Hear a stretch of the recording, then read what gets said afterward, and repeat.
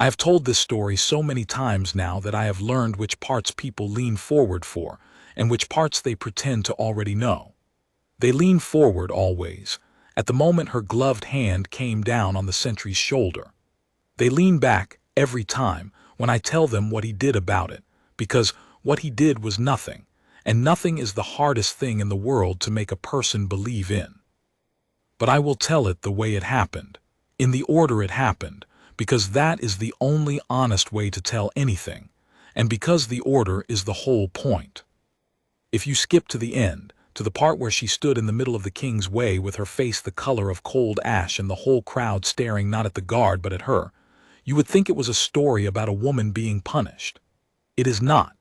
It is a story about a man who would not be moved, and about how his stillness, which she mistook for weakness, was the strongest thing on that street, stronger than her name, her money, her 30,000 followers, and the 4 men she had brought to film her. My name does not matter, and I will not give it.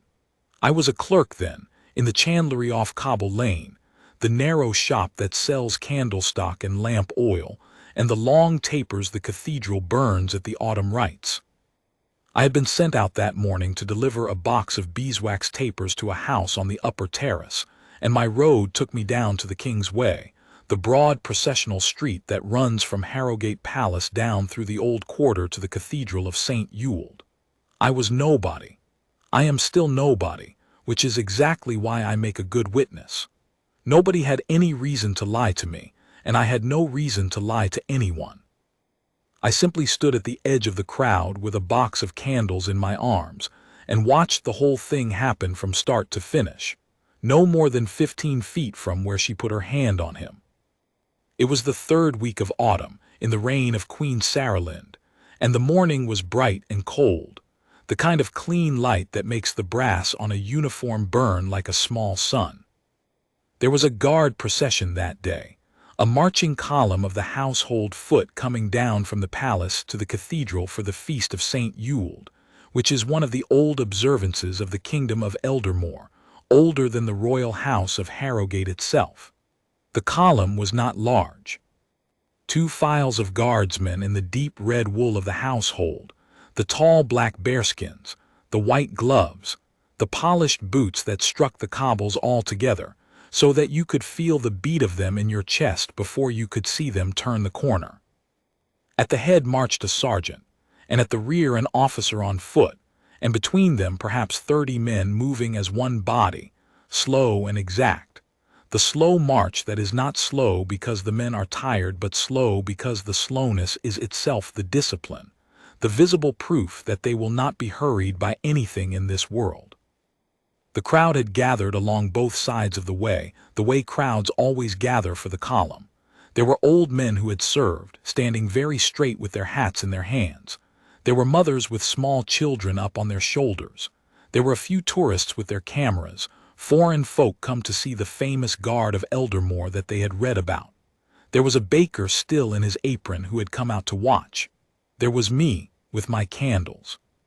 We were all just people watching a column march, which is one of the oldest and simplest pleasures there is, and there is nothing in it that needs explaining, and that is why what she did was so monstrous, in its small way. She took a thing that needed no explaining and made it about herself. I should tell you about her now, because you will want to know, and because the knowing is part of it. I did not know her name at the time. I learned it later, the way everyone learned it, but I have decided I will not say it here either, just as I will not say mine, because she does not deserve the small immortality of being named in a true story, and because the type of her matters more than the particular of her. So I will call her the Heiress, which is what the broadsheets came to call her, and what she would have liked to be called, I think, if she could have heard it said with the right amount of awe. She was perhaps 30 years old. She was very beautiful in the expensive way, the way that is less about a face than about the amount of money standing behind the face, the kind of beauty that has been maintained at great cost and is worn the way other people wear jewelry to be seen. She had pale fur at her throat, though the morning was not cold enough for it, and a long coat the color of bone, and gloves of cream-colored kid leather that I would come to know very well, because it was one of those gloves that she laid on the sentry's shoulder, and I have never since been able to look at a pair of pale leather gloves without thinking of her.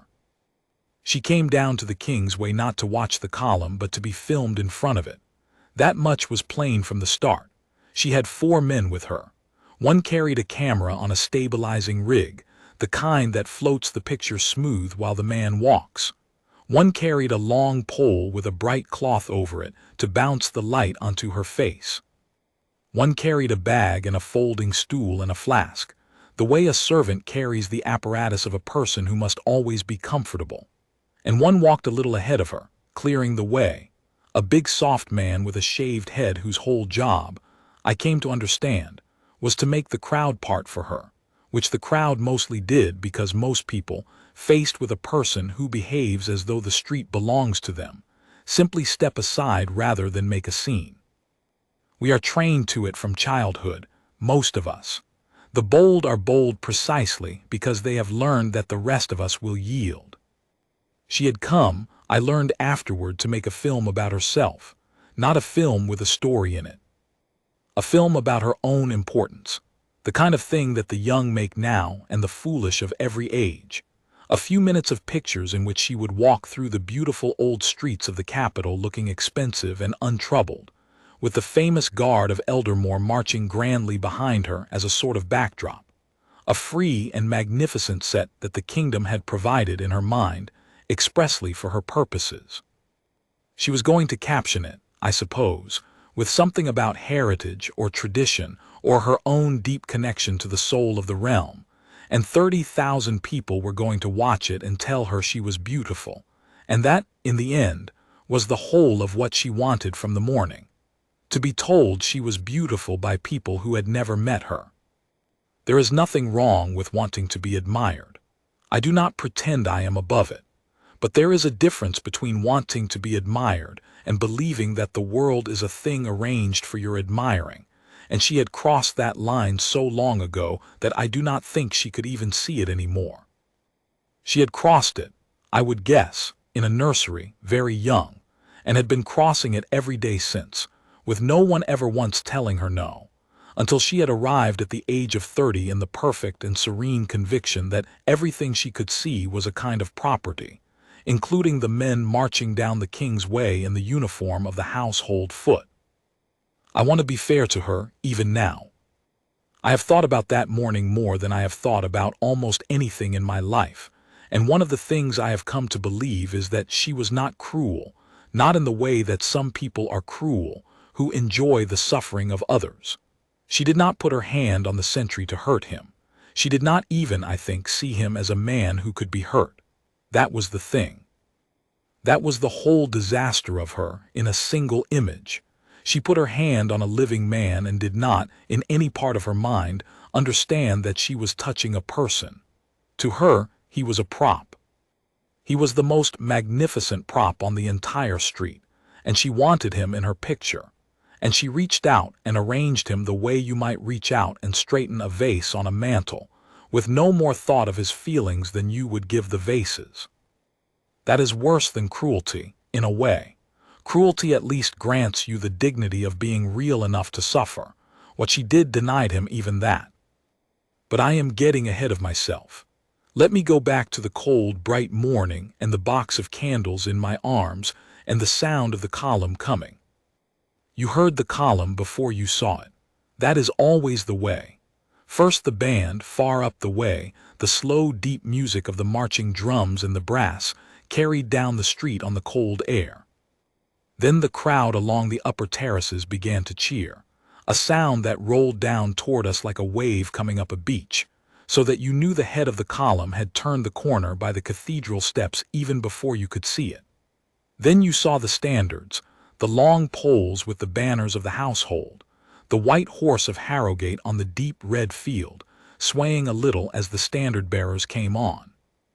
And then the bearskins, the long dark line of them, rank on rank, coming down the center of the way with the slow exact tread that makes the cobbles ring.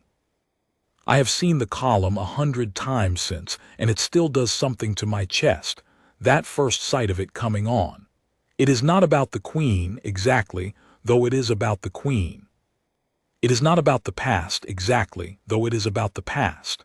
It is about the fact that here, in the middle of an ordinary morning, in a world that is mostly hurry and noise, and people elbowing past one another to get what they want, there is this one thing that has decided to move slowly and exactly and together on purpose, as a kind of vow.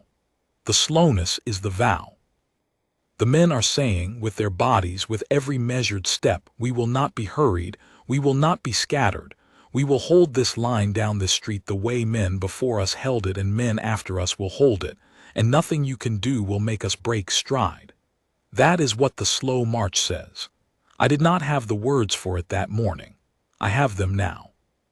The heiress, of course, heard the same drums I heard and saw the same column I saw, and what she thought was, there is my backdrop, arriving on schedule. She had positioned herself well, I will give her that. She had her cameraman set up on the eastern edge of the way, where the morning light came over the rooftops and fell full on her face, and she had stationed herself a little out into the street, past the line where the crowd stood, in the open margin between the spectators and the marching column. It was a margin you were not supposed to stand in. There was no rope that day, no barrier, only the custom of the thing, the understanding that the center of the way belongs to the column when the column is marching, and that you keep back and let it pass. Everyone knew this. The tourists knew it. The children on their fathers' shoulders knew it. The heiress knew it too, I am certain, because the man with the shaved head had to actually take a woman by the elbow and move her back so that the heiress could have the spot, and the woman went, the way people go, with a look on her face but no words.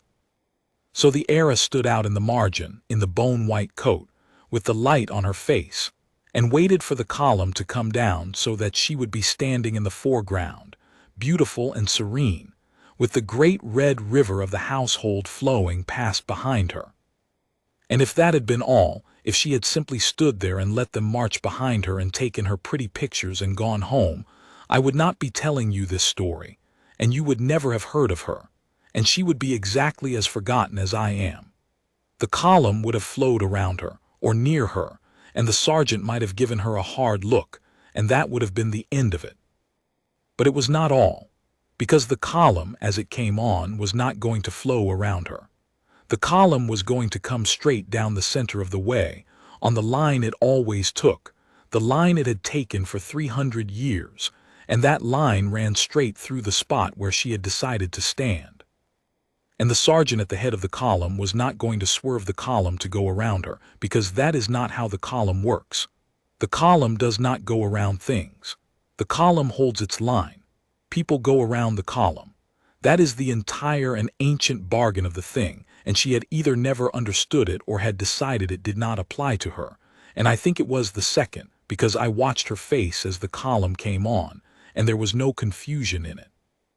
There was only a kind of bright, hard expectation, the expectation of a person who has spent 30 years watching the world rearrange itself to make room for her, and has no reason to think this morning will be any different.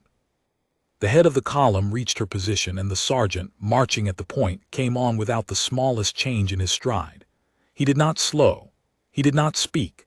He simply marched on the line, and the line was going to pass within a foot of where she stood, and a sensible person would have stepped back, the way you step back from the edge of a platform when the train comes in. The crowd around me drew in its breath. I remember that. The little collective intake of breath. The sense of the thing about to go wrong, that runs through a crowd before anyone has put a word to it. She did not step back. She held her ground, out in the margin with her chin up, and she let the head of the column come on, and the sergeant passed her by a hand's breadth without a glance, and the first file passed, and the second, and she stood there in the bone-white coat in the rush of red wool and black fur and ringing boots, being filmed, being magnificent. And I think for about 4 seconds she had exactly the morning she had wanted. And then she decided it was not enough. I have thought a great deal about why she decided it was not enough. I think it was this. The column was passing behind her, which meant that in her picture the men were a blur, a backdrop, an anonymous river. And some part of her, the part that had spent 30 years needing always to be the most important thing in any frame, looked at her own picture in her own mind and understood that the men were stealing it. That even as a blurred backdrop, 30 disciplined men in the uniform of the crown were more compelling than one beautiful woman in a white coat.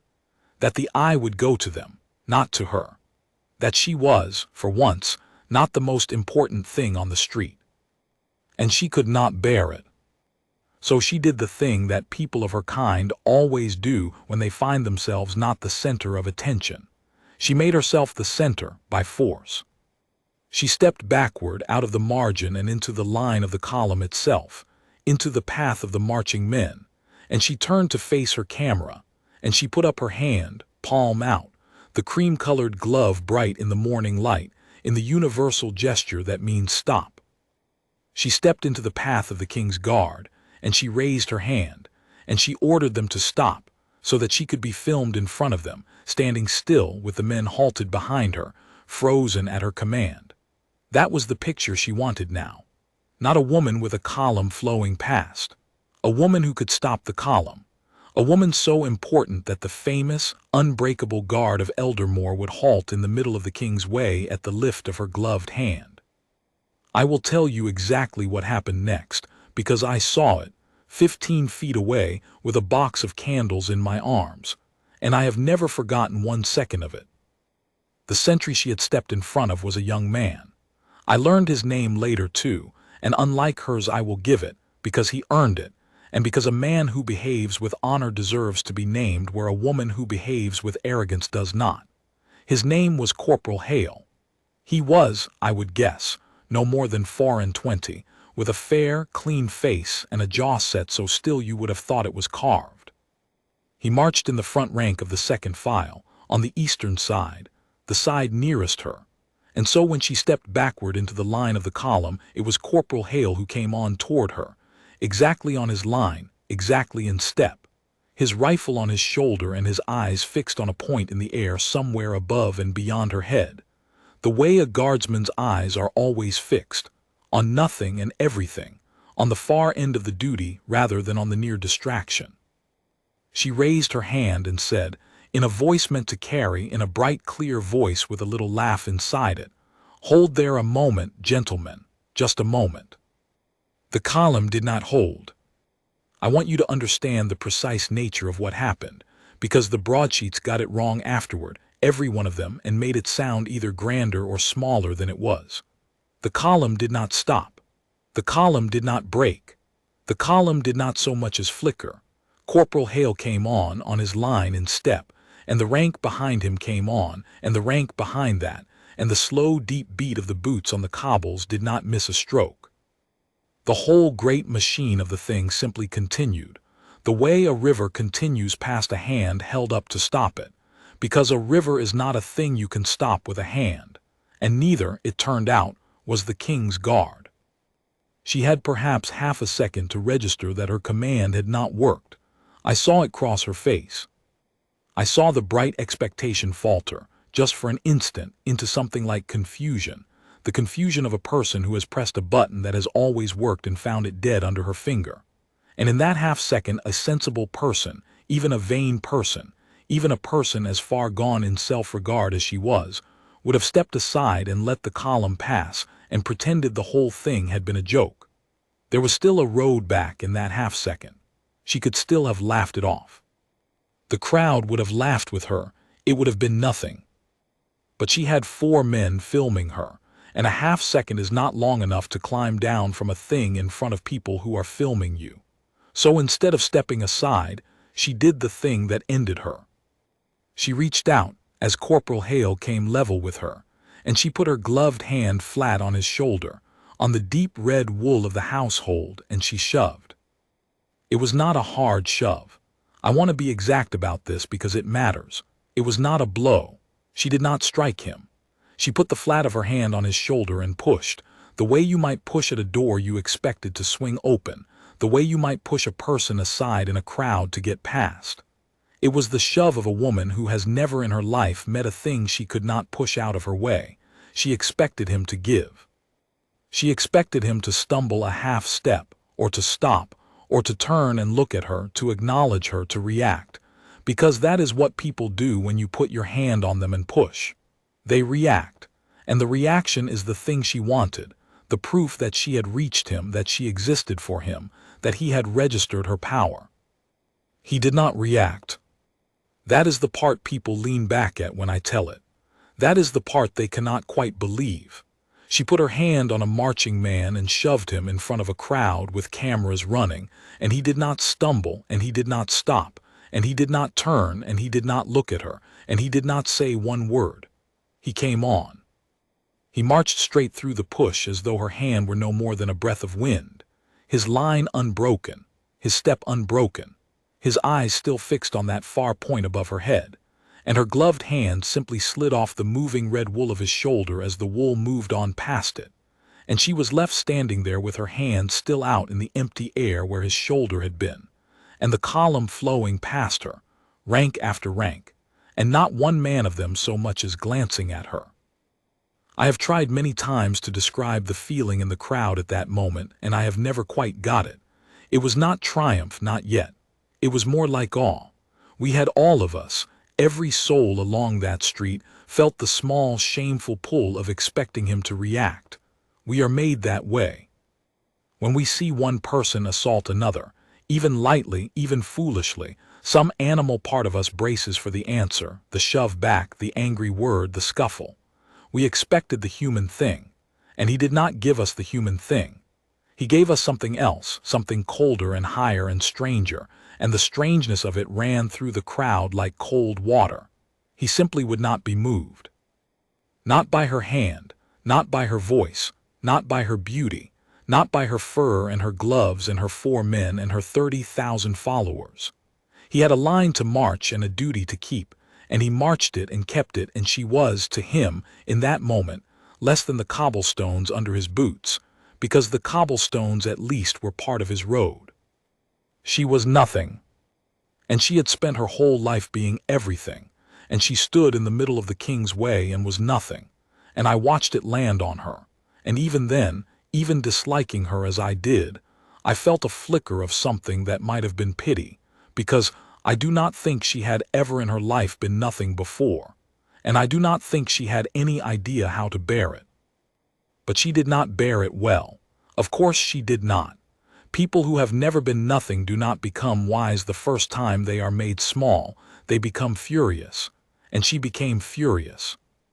"You," she said, and her bright carrying voice had gone ragged at the edges now, the laugh gone out of it. She stepped after the column, after Corporal Hales retreating back, and she said it louder. "You, I'm talking to you. Stop.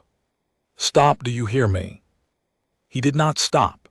The rear of the column was passing now, and the officer who marched at the rear, a lean older man with the cord of a lieutenant on his shoulder, came on with the same fixed and forward look as all the rest, and she rounded on him too, this new figure of authority, and put up her hand again. "You," she said to the officer, "you with the 'you're in charge, aren't you?' Stop them. I want them stopped. One of your men was extremely rude to me just now, extremely, and I want him to apologize. Do you understand? I want an apology." The officer did not stop either. But here, for the first time, something shifted, and it shifted in a way she did not understand and could not have predicted, and it was the beginning of the end for her, though she did not know it yet. The officer, without breaking stride, without turning his head more than a few degrees, said something. I did not hear the words. I was too far and the band was still playing up the street. But I saw his lips move just briefly, and I saw that he was not speaking to her. He was speaking, low and quick, to the sergeant who had fallen back along the column's flank, and the sergeant gave a single short nod and dropped back further still, toward the rear, toward the place where 2 men in the plainer dark coats of the palace constabulary had been walking along the edge of the crowd the whole time, keeping pace with the column, watching, the way there are always men watching that you do not notice until the moment you need to. I noticed them now.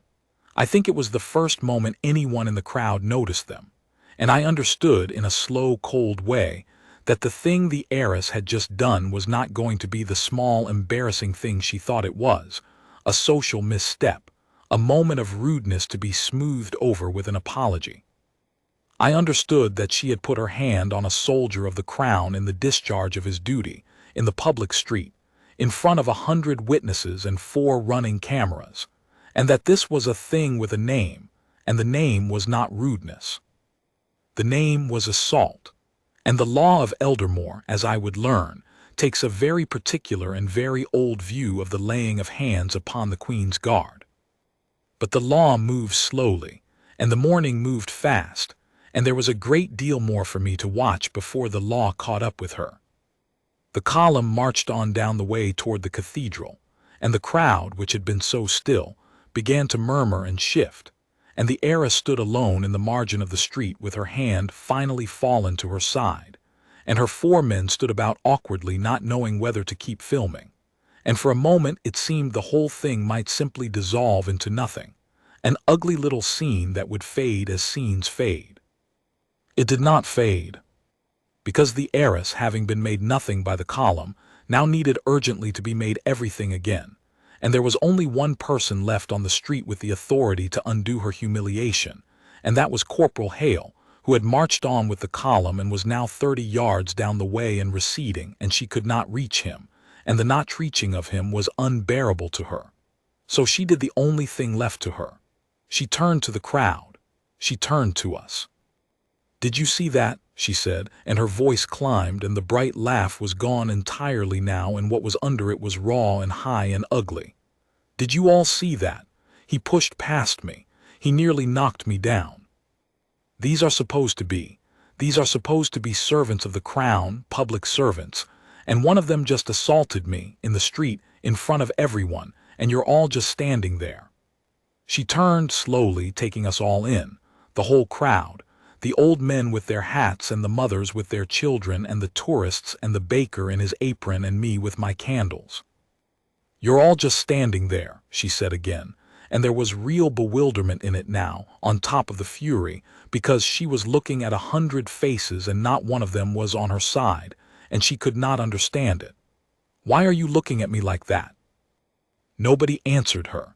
That is the thing about a crowd. It will turn on you in silence long before it will say a word. A man near me, one of the old men, an old soldier by his bearing, with a row of small metal ribbons on the breast of his shabby coat, spoke up at last. He did not shout. He spoke quite quietly, but in the silence it carried, and everyone heard it. "He didn't push you, miss," the old man said. "You pushed him. We all saw it. You put your hand on him and you pushed him, and he never touched you. He never even looked at you." And then he said the thing that I have remembered all these years, the thing that was, in its plain way, the whole truth of the morning.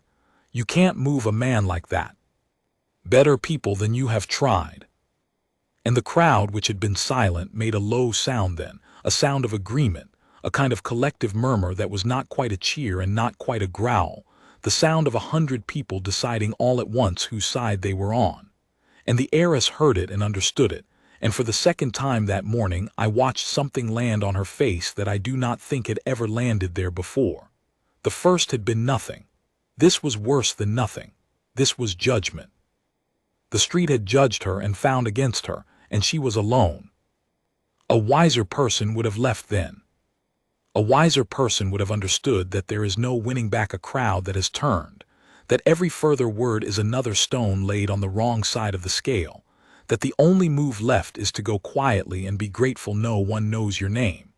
But she was not wise, and more than that, she was frightened now, frightened in the particular way of a person whose entire understanding of the world has just been shown to be false, and frightened people do not go quietly. They double down. They reach for the thing that has always saved them before, and they reach for it harder, and they cannot understand why it does not work. The thing that had always saved her before was her importance, so she reached for it. "Do you know who I am?" she said. I have heard those 5 words said in jest 1,000 times. I have said them myself, laughing, when a friend pretends not to recognize me. But I had never until that morning heard them said in earnest, said by a person who truly believed that the answer to the question would change everything, that the moment the crowd learned who she was, the judgment would lift and the awe would return and the world would right itself. She said it to the old soldier first, and when he only looked at her, she said it to the crowd at large, turning her bone-white coat swinging. "Do you know who I am? Any of you? Do you have the faintest idea who you are dealing with?"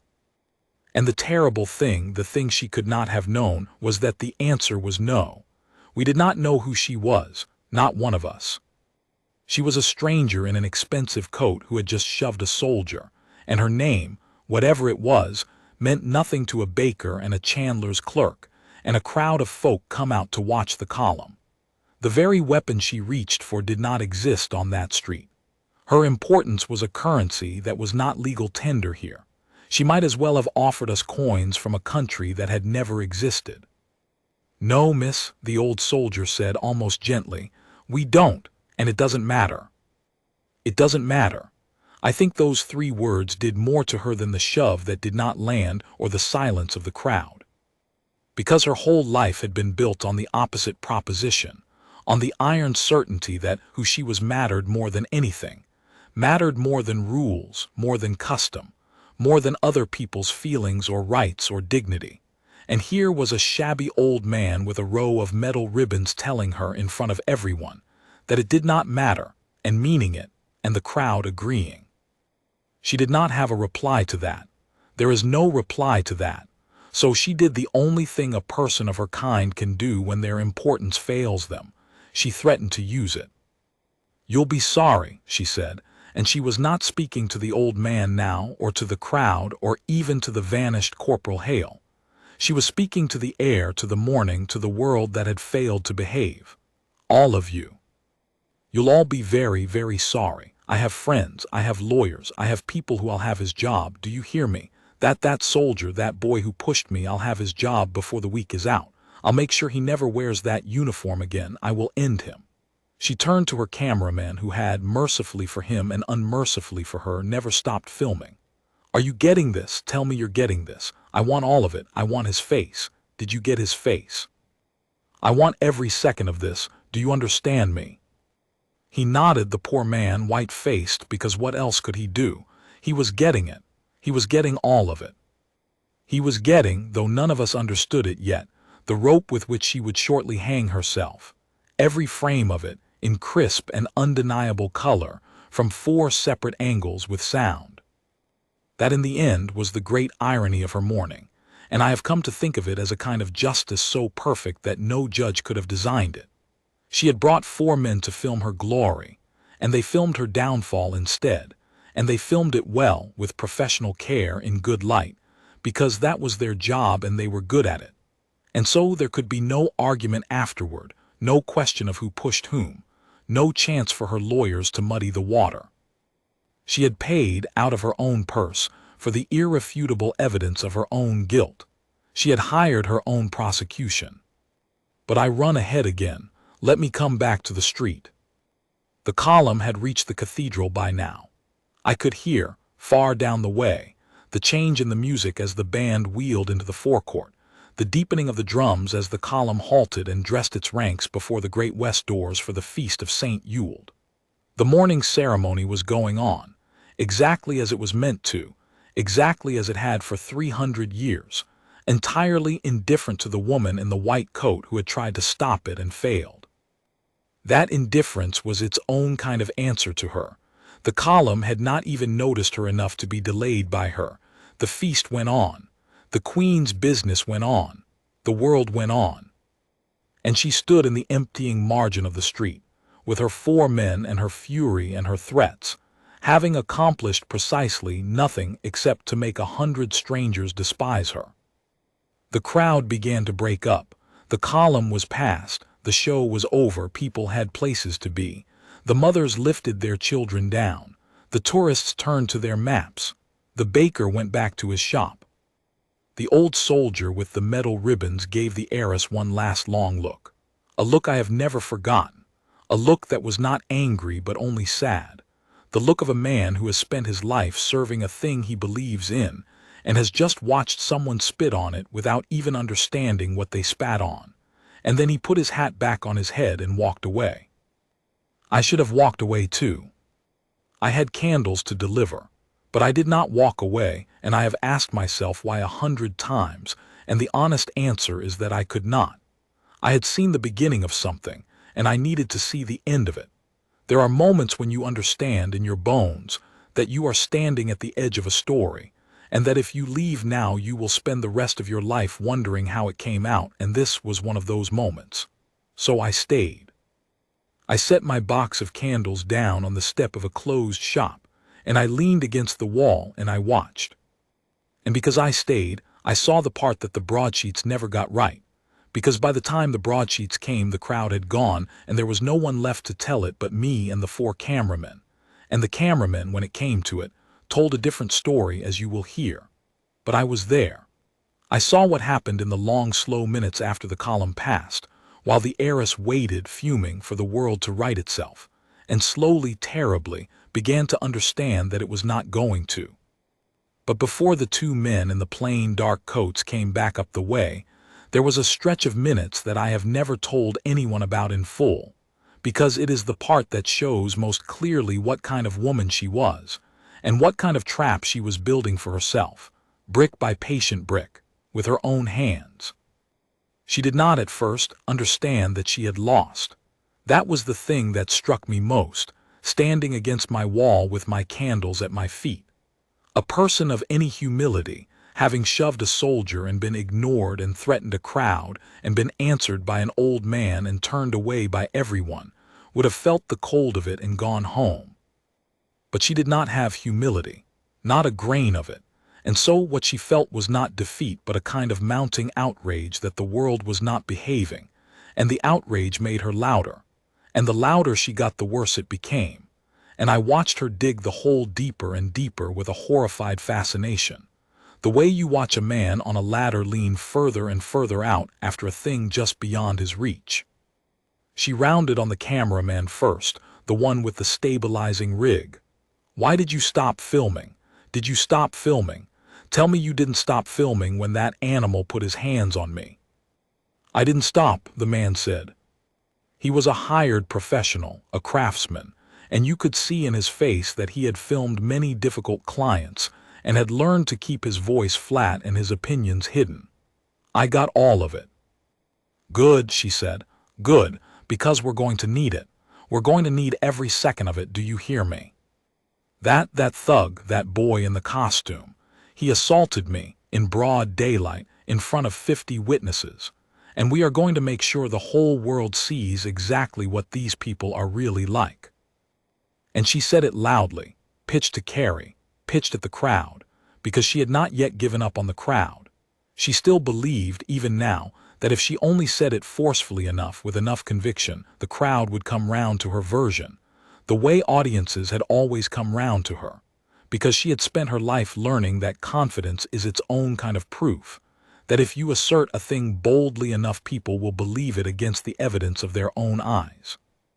It is a real power that, I have seen it work since in 100 smaller ways.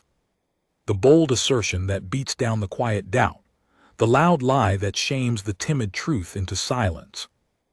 And it very nearly worked on the King's Way in those minutes, because a crowd is a soft and suggestible thing, and there were folk at the edges who had not seen clearly, who had only caught the jostle and the white coat staggering back.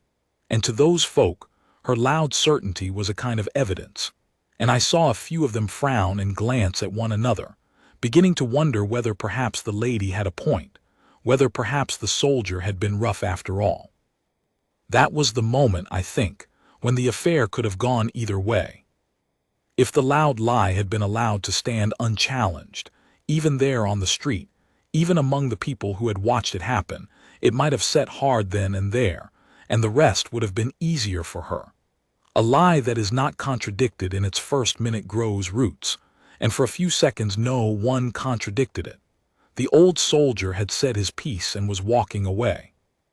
The rest of us stood mute, in the ordinary cowardice of crowds, each of us waiting for someone else to speak, none of us wanting to be the one who made the scene, who got involved, who drew the loud, angry woman's fury onto himself.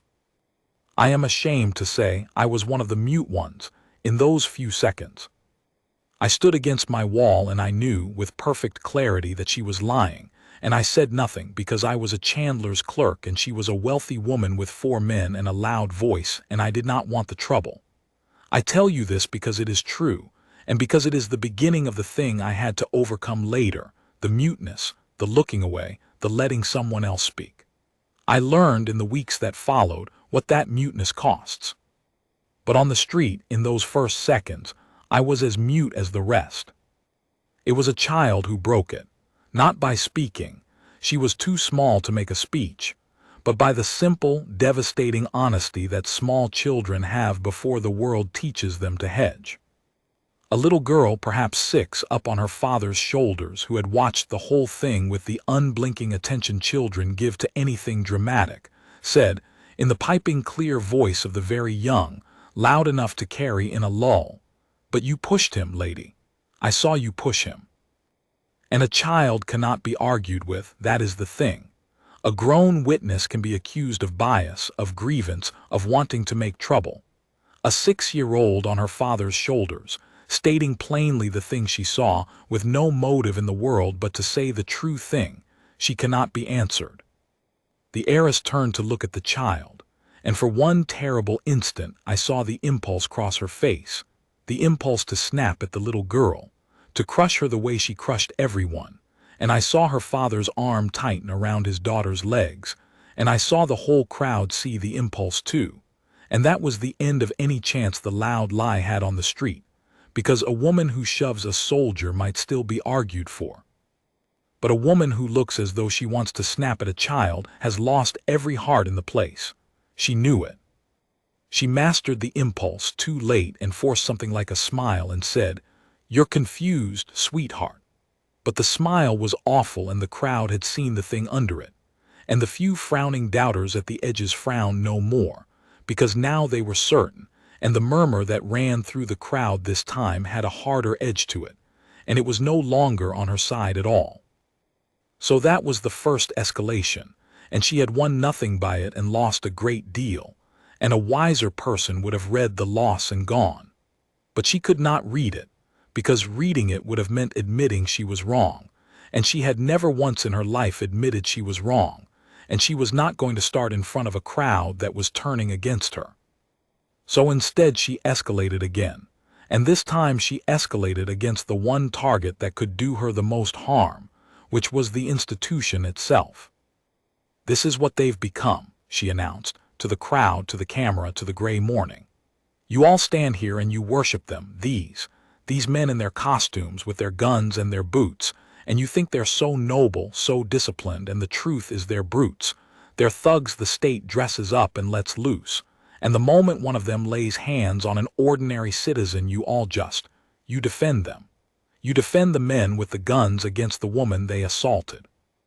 Do you even hear yourselves?" She was magnificent in her way, I will grant her that. There was a real and dangerous power in it, the power of grievance turned into a cause, the trick of making your own bad behavior into a symptom of someone else's tyranny. "Somebody should do something about it," she said. "Somebody should make them answer for once." And maybe, and here her eyes glittered, and I understood that she had found, in the middle of her humiliation, a way to turn it into a kind of glory after all. Maybe that somebody is going to be me. And there it was. That was the speech in essence that she would refine and polish and set to sad music and release to 2 million people. She wrote it, the first draft of it, standing on the King's Way in the minutes after the column passed, out of the raw materials of her own wounded vanity, and she wrote it well because she was clever, and because the most dangerous lies are the ones that dress a private spite in the borrowed clothes of a public good. She was not, she told herself and would tell the world, a vain woman who had shoved a soldier for a photograph. She was a brave citizen standing up to an arrogant institution. She had made the leap in the space of a few minutes from villain to martyr in her own mind, and a person who has cast herself as a martyr is capable of almost anything, because the martyr's logic forgives all means by the holiness of the end. The first thing that happened after that was that the two men in the plain dark coats came back up the way.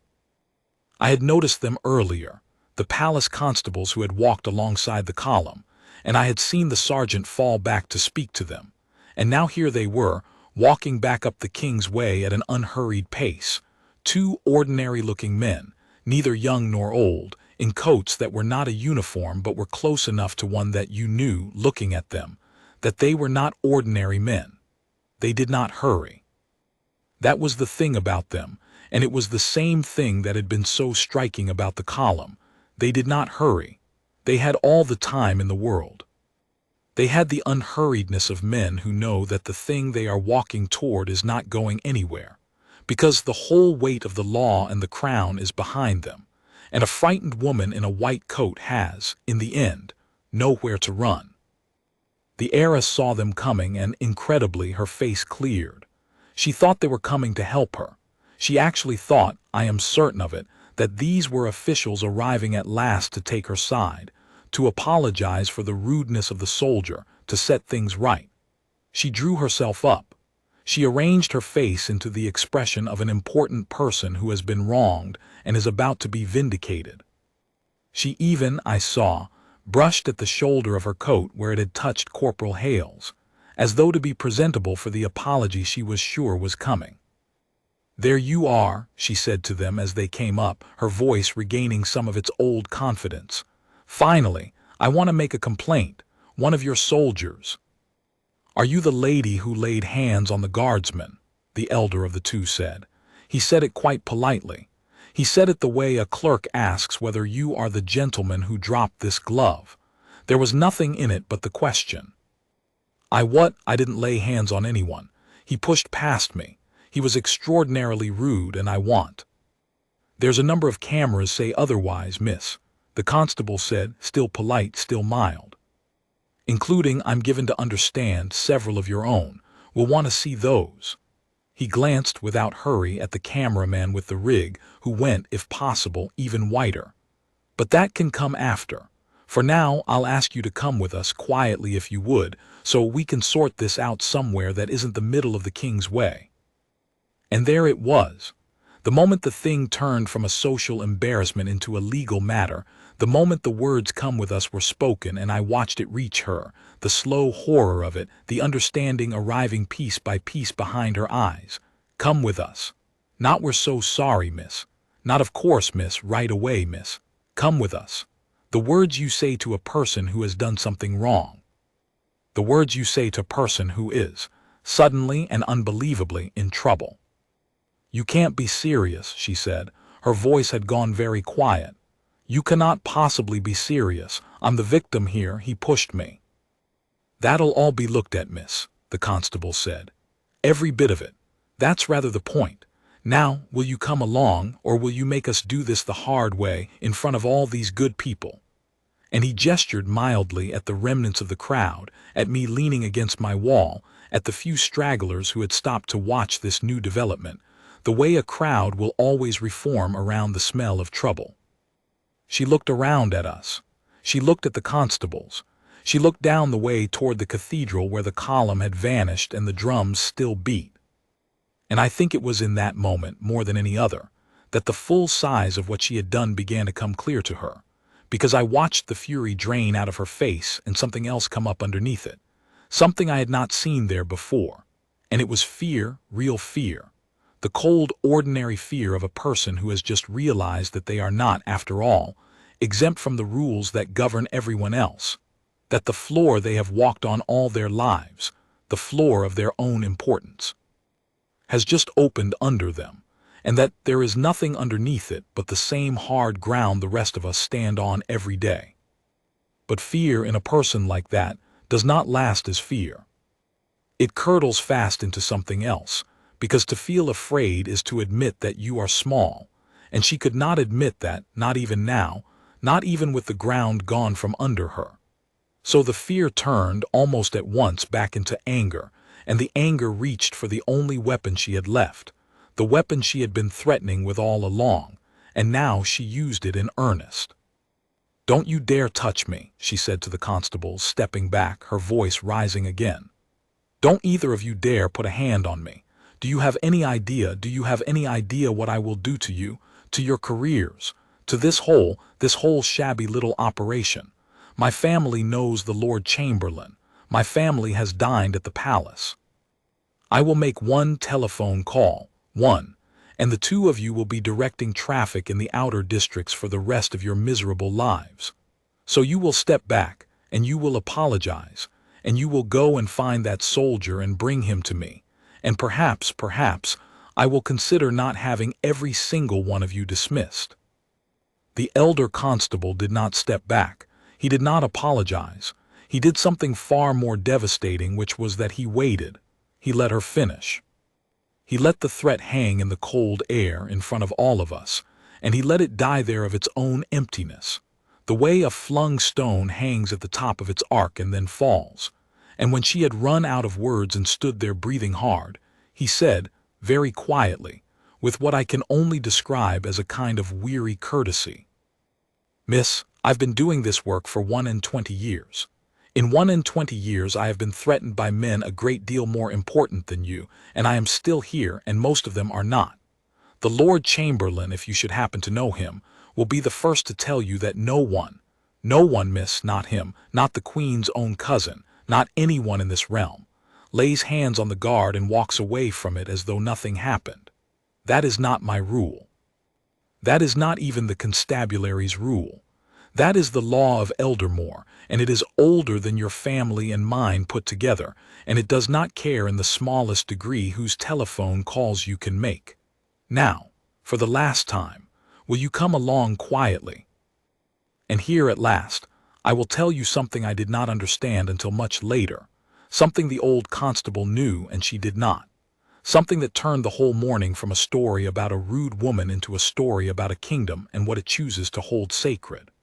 Because when he said that no one lays hands on the guard and walks away, he was not bluffing, and he was not exaggerating, and he was not even really talking about the law in the narrow sense of statutes and penalties.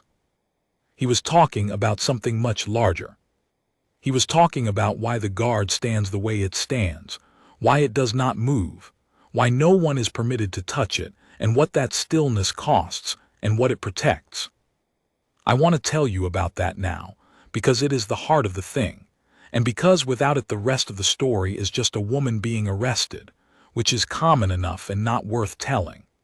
With it, it becomes what it really is, which is the day a frivolous woman ran headlong into the oldest and gravest custom of an entire realm, and was broken on it like a wave on a sea wall.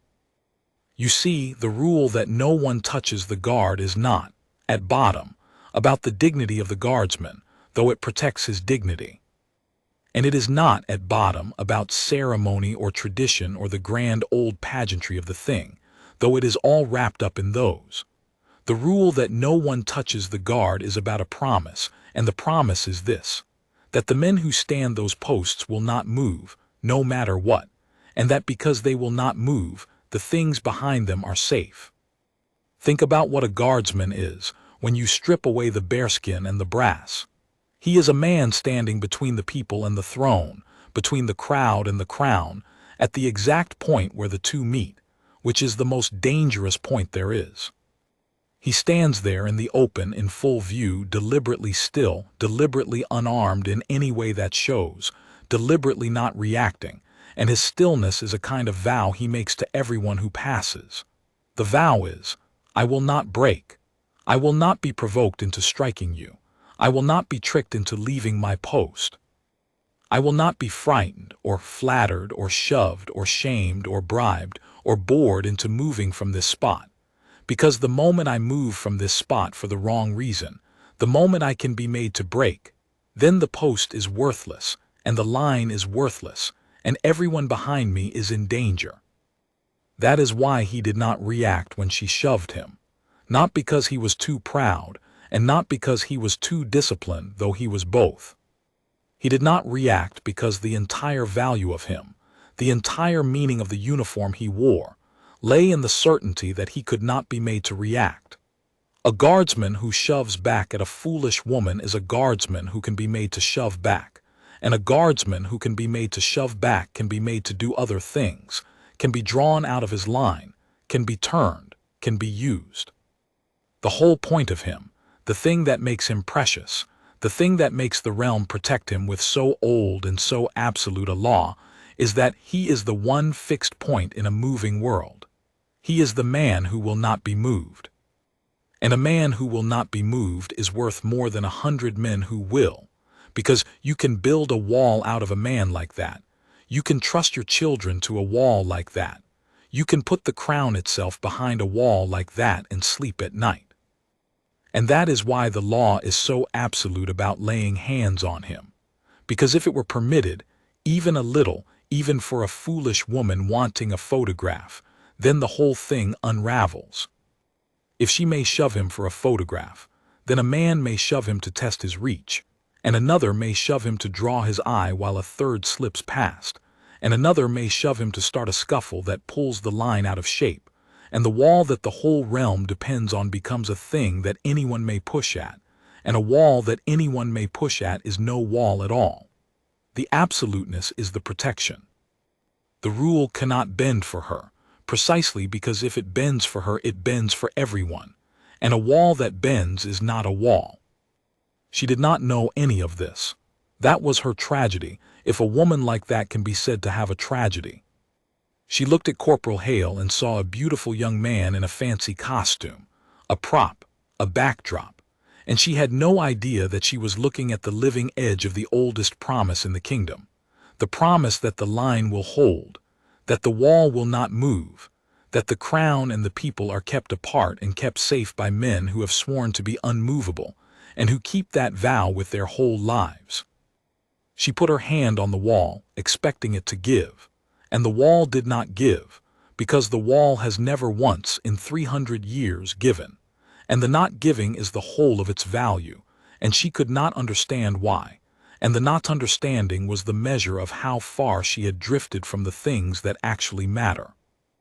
I learned later, much later from Lieutenant Vaughan, what it had actually cost Corporal Hale to stand still under her hand, and I want to set it down here, because the stillness looks easy from the outside, and it is the hardest thing in the world from the inside.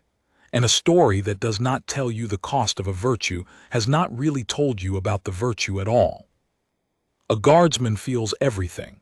That is the first thing Vaughan told me, and it surprised me because I had half believed, like everyone, that the men in the bearskins had somehow trained themselves not to feel, had become statues on the inside as well as the out. It is not so. They feel everything, the cold, the heat, the ache of standing, the itch they cannot scratch, the fly on the cheek, the fool shouting in the face, the hand on the shoulder. They feel all of it sharply, fully, the way you would. The discipline is not the absence of feeling. The discipline is the refusal to act on it. And that is 1,000 times harder, because to feel nothing costs nothing. But to feel everything and move not a muscle is to fight a war, silently, inside your own body, every second, with no one to see it and no one to praise it and no relief at the end of it but the knowledge that you held.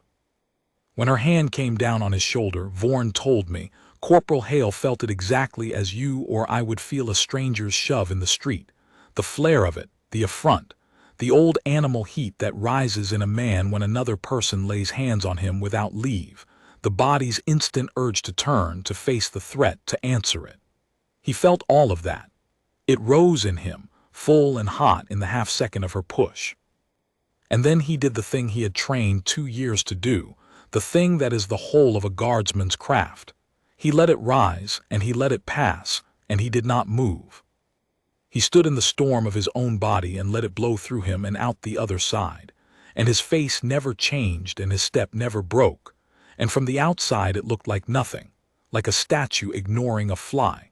And on the inside it was a man holding a line against himself, which is the only line that finally matters, because every other line a man holds is held first inside, in the dark, where no one can see whether he holds it or not. That is what she shoved when she shoved him, not a costume, not a prop, a man fighting and winning the hardest fight there is, the fight not to be made into the worst version of himself by the worst behavior of someone else. She thought she was pushing a thing that would not push back because it was empty. She was in fact pushing a thing that would not push back because it was full to the brim with a discipline she could not imagine and had never once in her life attempted. The discipline of a man who has decided that what he is will not be determined by what is done to him. There is no greater freedom than that, and no harder, and she walked past it blind, because she had spent her whole life letting what was done for her determine what she was, and a person like that cannot even see a person like him. He is invisible to her, a blank, a backdrop, precisely because he contains the one thing she has never had and so has no eyes to recognize. The old constable understood it. Every person on that street who had ever served, or whose father had served, or who had simply grown up in the shadow of the column and absorbed its meaning the way you absorb the weather, understood it. The understanding was in the murmur the crowd had made. It was in the sad look of the old soldier. It was in the very stillness of Corporal Hale's marching back as he receded down the way, indifferent to her, untouchable, unmoved. The whole street understood it but her, and her not understanding it was, in the end, the reason all of this was happening, and the reason none of it could be undone by any telephone call she might make. But she did make the telephone call.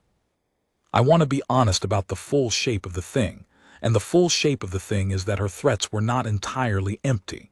She did have a family that knew the Lord Chamberlain. She did have lawyers. She did have, somewhere in the upper world she lived in, real connections to real power, and over the next several days she used every one of them, and for a little while, a strange and uncertain little while, it looked as though she might actually escape. This is the part the broadsheets called the reversal, and it is the part where, if I had been telling you a fairy story, the wicked woman would have been swiftly and simply punished, and we could all have gone home satisfied. But it was not a fairy story. It was real life, and in real life the powerful do not go down easily, and money does buy a great deal. And for a span of about 4 days it genuinely seemed that the mourning on the King's Way might come to nothing after all, that the wall might bend for her in the end, not on the street, but in the quieter rooms where the powerful settle things among themselves. Here is how it happened. The constables did in the end take her in that morning. She went finally, when she understood there was no other way, and she went with her chin up and her threats still pouring out of her, and she was driven away in a plain dark car, and the crowd dispersed, and I picked up my box of candles and delivered them late and was scolded for it and did not care, because I had seen something I knew I would never forget. But she was not held. That very afternoon, before the day was out, her lawyers arrived, 3 of them in good suits, and there were conversations in offices, and money changed hands in the way money changes hands among such people, not crudely, not as a bribe, but as the smooth oil of important people helping important people. And by evening she was released, and not merely released but released with apologies, with a junior official sent to express the regret of the office for any inconvenience, with assurances that the matter would be handled discreetly.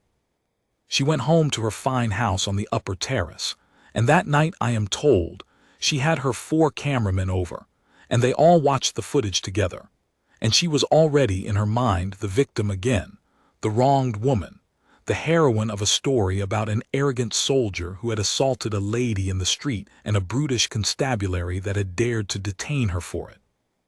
And the next morning, she began to tell that story to the world. I would not have known about any of this in the ordinary course of things. A chandler's clerk does not move in the world of upper terrace houses and lawyers in good suits. But I knew about it because the whole capital came to know about it, because she made certain that it did, and because, by a turn of fate that I still find hard to credit, I became one of the very few people who could prove that the story she was telling was a lie. Let me tell you what she put out into the world, and then let me tell you what I did about it. She made a film. Of course she made a film. She had been making a film all along, but it was not the film she had planned that morning. It was a different and far cleverer film, edited by professionals, set to mournful music, and it told a story that was almost entirely false but was assembled out of pieces that were almost entirely true, which is the most dangerous kind of lie there is. It opened with her walking down the king's way, beautiful and serene in the bone-white coat. It showed the column coming on, grand and impersonal. And then it showed the moment of contact, but cut so cleverly, so cunningly, that you could not see what I had seen with my own eyes. You could not see her hand go out and shove him. The angle was wrong or had been made wrong, and what you saw instead was a confusion of red wool and white coat, a jostle, a collision, and then her staggering back, and then her face, stricken, her hand at her mouth, the very picture of a delicate woman roughly handled. And then it cut to the constables, two grim men in dark coats taking her by the arms, for they had, at the end, taken her by the arms when she would not come otherwise. And it cut to her face again, frightened, tearful, and over it all the sad music played. And at the end there were words on the screen, white words on black, that said something about how even the powerful are not safe, about how tradition can be a cloak for brutality, about how she had only wanted to honor the heritage of her country and had been assaulted and arrested for it. And would anyone at all, stand up for a woman alone against the whole machinery of the crown? It was, I must admit, very well made. It was a lie from beginning to end, but it was a beautiful lie, and beautiful lies travel fast. By the second day it had been watched, I was told, by hundreds of thousands of people. By the third day it was more than 1 million. The comments beneath it, which I read with a sick feeling in my stomach, were full of people who believed her, who pitied her, who were outraged on her behalf, who wrote that it was a disgrace, that the guard had become arrogant and brutal, that something must be done, that this poor brave woman had been victimized by an institution grown too proud. There were even, here and there, voices that knew better, that wrote that it did not look right, that asked why she had been so close to the column in the first place, that pointed out that the famous footage somehow never quite showed the moment of contact. But these voices were drowned, shouted down, buried under the great warm wave of sympathy for a beautiful woman crying on a screen. And Corporal Hale, who had done nothing wrong, who had done, in fact, exactly and perfectly what his duty required of him, who had kept the line and the vow and the wall, became, in the space of 3 days, the most hated man in the capital. His name had been found out, she had wanted his face, and she had got his face, and from his face people had found his name. And his name was everywhere now attached to the lie, and people who had never met him and never would were writing the most terrible things about him, that he was a thug, a brute, a bully in a fancy coat, that he should be dismissed, prosecuted, made to pay. There was talk of an inquiry. There was talk, even in some quarters, of the whole tradition of the marching column being reviewed, reconsidered, perhaps curtailed, because if this was the sort of thing it led to, this brutalizing of innocent women, then perhaps it had no place in a modern realm. I went in those days to stand on the King's Way again, more than once, drawn back to it the way you are drawn back to the scene of a thing that has marked you. And I watched the crowds, and I watched how they had changed. Before, the people who lined the way to see the column had stood with a kind of simple gladness, the gladness of folk watching a thing they were proud of. Now there was something else in the crowds, a sourness, a watchfulness, a few who came not to admire but to jeer, who had seen the film and believed it and came to shout at the marching men, to call them brutes, to film themselves doing it, the way she had taught them, because the loud lie does not only deceive, it instructs. It teaches the watching world that here is a thing you may now do, here is a target you may now strike, and others always take up the lesson. I saw a young man, not long after, step out toward the column much as she had, not to shove but to shout, his phone held up, his face bright with the borrowed courage of a man who believes he is on the side of the righteous. And I understood that this was her true legacy. This was the real damage of the lie. Not the harm to one boy, grievous as that was, but the slow poisoning of the thing itself, the teaching of a whole city that the wall was fair game, that the men who would not strike back could be struck at for sport and applause. And the men marched on through it exactly as before, unmoved by the new jeering as they had been unmoved by the old gladness, and the watching of it broke my heart, because I knew now, as the jeerers did not, what each man was holding inside himself as he held his step, the war each of them was fighting and winning silently, to the sound of strangers calling him a brute.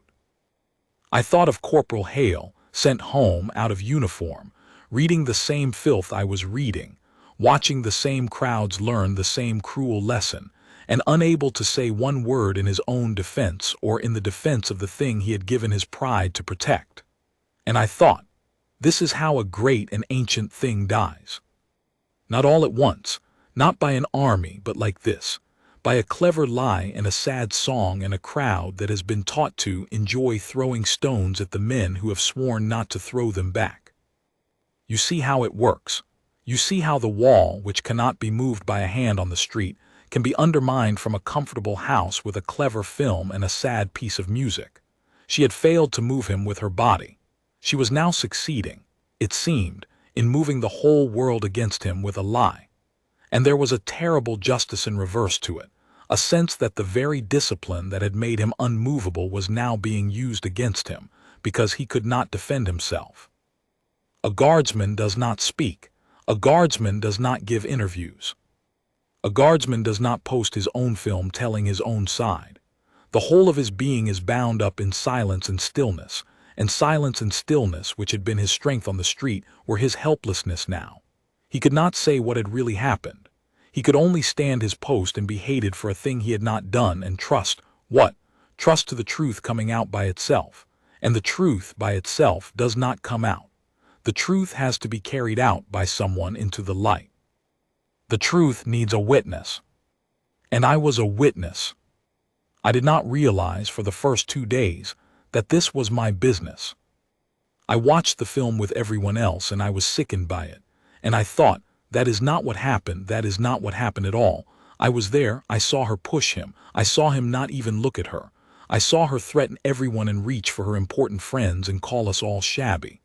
But I thought it the way you think such things, helplessly, privately, into the air. It did not occur to me that I could do anything. I was nobody. Who would listen to a chandler's clerk against a beautiful, wealthy, well-connected woman, with a film that 1 million people had seen? It was the old soldier who changed my mind, though he never knew it. I went looking for him on the 3rd day because I could not stop thinking about him, about the sad look on his face, about the words he had said. You can't move a man like that, better people than you have tried. I found him, after some asking, in a veterans' hall in the old quarter, a low brick building where men who had served the crown gathered to drink weak tea and play at cards and remember. He was sitting by a window with his metal ribbons on his coat, and I introduced myself, and reminded him that I had been there on the King's Way, and asked him whether he had seen the film, and whether it troubled him as it troubled me. He had seen it. It troubled him more than it troubled me, far more, because he understood, in a way I was only beginning to, what was really at stake.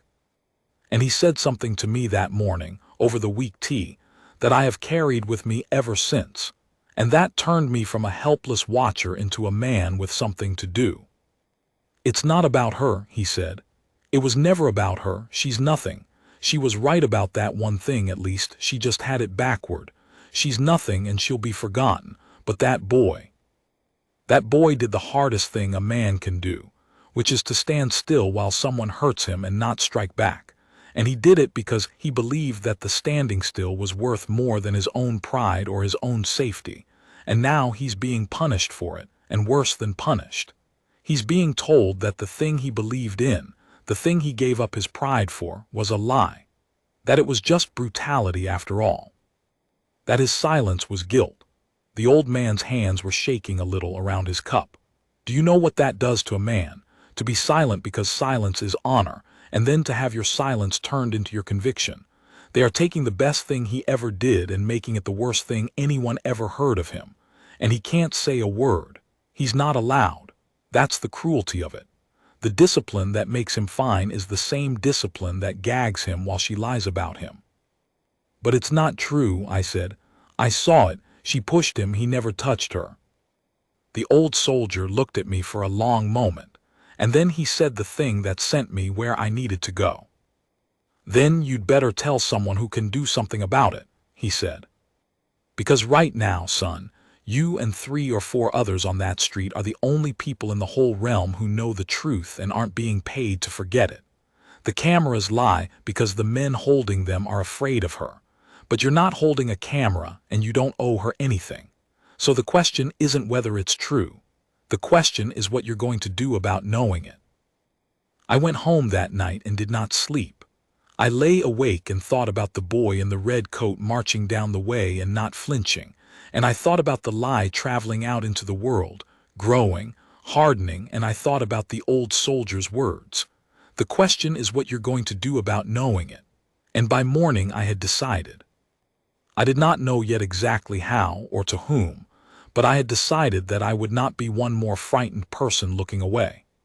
I had seen the truth with my own eyes, and the truth needed carrying, and I would carry it, even if I was nobody, even if it cost me, because there are moments when being nobody is the very thing that frees you to do what the somebodies are too entangled to do.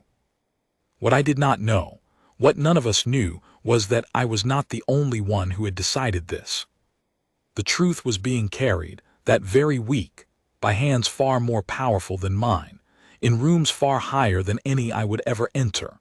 And the woman in the bone-white coat, who believed she had won, who was even then enjoying her great wave of sympathy and planning her next film, was in fact standing in the exact center of a trap of her own making, a trap that was closing around her so quietly that she could not hear it close. Because there was one thing the heiress had forgotten in all her cleverness, in all her editing and her music and her lawyers. She had forgotten about the 4 cameramen. She had forgotten that her own people had filmed the whole thing, all of it, every frame from 4 angles, with sound, before any clever hand had cut it into a lie. She had the edited film. But somewhere, on 4 memory cards, in 4 cameras, in the bags of 4 frightened men, the unedited truth still existed, whole and undeniable, and it showed her hand going flat against Corporal Hale's shoulder and shoving, and it showed him marching through it without a flicker, and it showed her threatening the crowd and reaching for her important friends and calling us shabby, and it showed everything, exactly as it had happened, exactly as I had seen it. The whole question of the next several days, the whole hidden battle that decided everything, came down to this. Would that unedited footage stay buried in the bags of 4 frightened men loyal to a wealthy woman who paid their wages, or would it come into the light? And the answer to that question turned, in the end, on a single one of those 4 men, the youngest of them, the one who had carried the bag and the folding stool and the flask, a young man with a conscience he had not known he still had, who had stood on the king's way and seen, as I had seen, exactly what really happened, and who could not sleep either. His name was Tior, and I came to know him well afterward because the carrying of the truth threw the 2 of us together, the chandler's clerk and the rich woman's bag boy, 2 of the smallest people in the whole affair who turned out, between us, to hold the largest part of it. He was 19 years old. He had taken the work because the pay was good and the woman was famous, and he had thought, in the way the young think, that being near the famous would somehow make him more than he was. He had not understood, until that morning on the king's way, what kind of person he was being made famous in the service of. And when he saw the edited film, when he saw, that is, the lie that had been built out of the truth he himself had helped to record, something turned over in him, and he could not look away from it, and he could not unsee what he had seen, and the gap between the lie on the screen and the truth in his memory grew, day by day, into something he could not live alongside. But Tior was afraid, and his fear was not foolish. He was 19, with no money and no family behind him and no important friends, and the woman who paid his wages had lawyers and connections and a great wave of public sympathy. And he had watched, the very afternoon of the arrest, how easily her lawyers had made the constabulary let her go. And he understood, far better than I did, the size of the thing he would be defying if he spoke. He understood that the unedited footage was on his memory card, the card from his camera, because he had been running the second camera that morning, the one on the folding tripod that caught the whole scene wide, and that meant that he, of all the four men, held the single clearest and most complete record of the truth. And he understood that if he gave it up, his life as he had known it was over.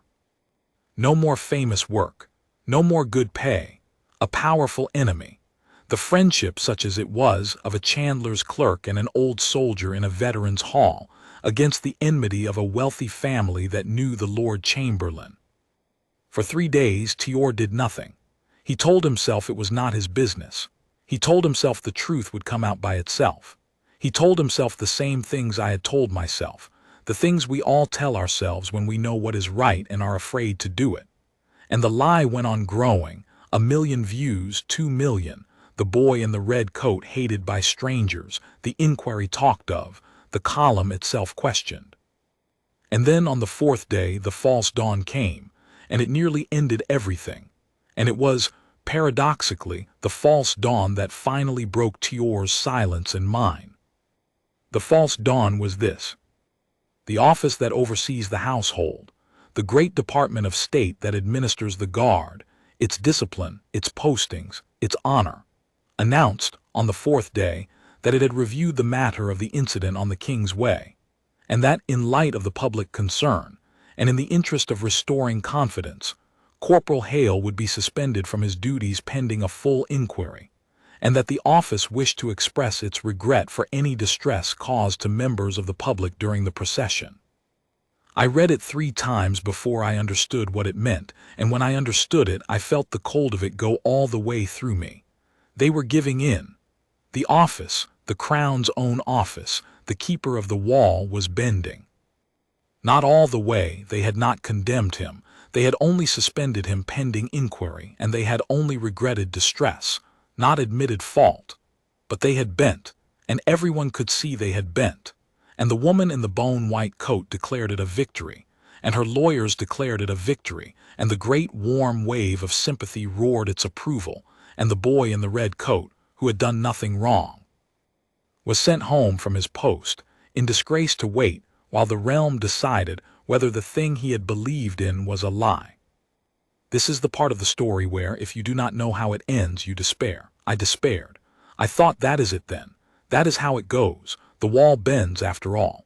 Not on the street where she could not move it with her hand, but here in the quiet rooms where a clever film and 1 million votes of sympathy and a family that knows the Lord Chamberlain can do what a hand on the shoulder could not. The wall held against the body and gave way to the lie. And the boy pays. And she wins. And the next time someone wants to test the line, they will know that the way to do it is not with your hand but with your camera and your lawyer. And the wall, which has stood for 300 years, will have learned to bend. And a wall that has learned to bend is, as the old constable said, no wall at all. I went to the Veterans' Hall that evening in a black mood to sit with the old soldier and grieve. And I found him not grieving but furious, more alive than I had seen him, his cup of weak tea forgotten and cold beside him, and he said to me before I had even sat down, "It's not over. Do you hear me? It is not over. They've suspended him, not dismissed him. Suspended pending inquiry. That word, inquiry, you know what an inquiry is, son? An inquiry is a thing that asks for evidence. They have not decided against him. They have opened a door. They have said, bring us the truth and we will look at it. And the only reason they've bent this far is that the only evidence anyone has shown them is her lie. Nobody has brought them the truth. Nobody. Because the people who have it are afraid." He looked at me. "You are not the only one who saw it, but you might be the only one with the spine to carry it where it needs to go. So stop sitting in my hall feeling sorry, and go and find that footage, the real footage, before this inquiry closes, because once it closes, the door closes, and the wall really will have bent, and it will be partly your fault because you knew and you sat still." It was the hardest thing anyone had ever said to me, and it was exactly the thing I needed to hear. Because he was right. The suspension was not a defeat. It was a question. The office had not condemned the boy. It had asked, in the only way a great institution can ask, for someone to show it the truth. And I knew where the truth was. It was on Tior's memory card. I did not yet know the boy's name, but I knew there had been 4 cameramen. And I knew that the truth had been filmed, whole, before it had been cut into a lie. And I knew that if I could find even one of those 4 men and one of those 4 memory cards, the inquiry would have its evidence, and the wall would not bend after all. So I set out to find them. And I want to dwell on that search a little, because it was in the searching that I stopped being a man who knew the truth and became a man who would carry it. And the change happened not all at once, but step by step, door by door, refusal by refusal, the way real courage is built, which is not in one grand moment of deciding, but in 100 small moments of not stopping. I knew almost nothing to start with. I knew there had been 4 men, that one had carried a stabilizer rig and one a light pole and one a bag and stool, and that the woman was wealthy and famous in the upper world. I did not know their names. I did not know the company that had hired them, if any. I did not know where they had come from or where they had gone. I had a chandler's clerk's knowledge of the city, which is to say I knew where to buy candle stock and lamp oil and very little else, and I had to learn quickly a whole geography I had never needed before, the geography of the trade that makes pictures of the famous. The rental houses where such men hire their cameras, the studios, the backstreet shops where the equipment is repaired and the memory cards are sold. I began with the rental houses because the equipment had looked expensive, and I reasoned that even wealthy people hire rather than own such things, and I was right. But being right is only the start. I had still to find the one rental house in a city full of them. I walked in those days more than I have ever walked in my life. I wore through the soles of my one good pair of boots. I knocked on doors and explained myself to bored clerks who looked at me, a man in a chandler's coat asking after a famous woman's film crew with open suspicion, and turned me away. Some of them turned me away gently. Some of them turned me away with contempt, the contempt of people in a glamorous trade for a man who smells of tallow. One of them, when I mentioned the woman's name, for by then I had learned her name, everyone had, went pale and shut the door in my face, and I understood from his fear how far her reach extended, how many people in that trade depended on her custom or the custom of people like her, and how dangerous it would be for any of them to be known to have helped me. That was the second great lesson of the search, after the lesson of not stopping, the lesson of how fear protects the powerful without their lifting a finger. She did not have to threaten the rental houses. She did not have to do anything. The mere fact of what she was, the mere knowledge of her wealth and her connections and her wave of public sympathy, was enough to seal every mouth in the trade, because each of those people made a small private calculation. What do I gain by helping this strange clerk, and what might I lose if she ever learns of it? And the calculation always came out the same way against me, against the truth, in favor of silence, because silence is safe and the truth is dangerous, and most people, most of the time, choose safe. I do not even blame them. They had families, livelihoods, futures. They were not wicked. They were only ordinary, and ordinary in the face of power means silent. I had been ordinary myself on the street in the first seconds, mute against my wall. The whole difference between the man I had been and the man I was becoming was that I had decided to stop making the safe calculation, and there is no other difference, in the end, between the people who let wrongs stand and the people who set them right. It is not courage of some special kind. It is only the refusal to keep choosing safe.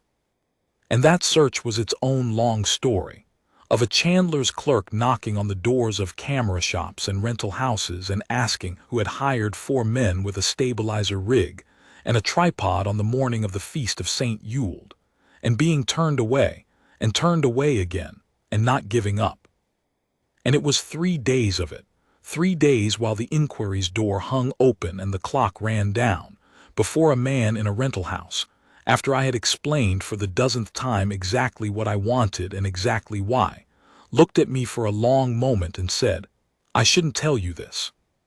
But there's a boy been in here twice this week, returned a camera and then came back asking could he get into the files on a card he'd already turned in, and he was white as a sheet, and he wouldn't say why, and I thought to myself, that boy's carrying something he can't put down.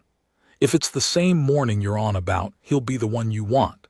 His name's Tior. I've an address. And that is how the chandler's clerk found the bag boy, and how the two smallest people in the affair came to be sitting together in a cheap room above a cobbler's shop in the old quarter, with a memory card on the table between them, both of us afraid, both of us knowing that the card on the table could either save a good man or, if we lost our nerve, stay where it was and let him fall. Tior was more frightened than I was, and he had more reason to be.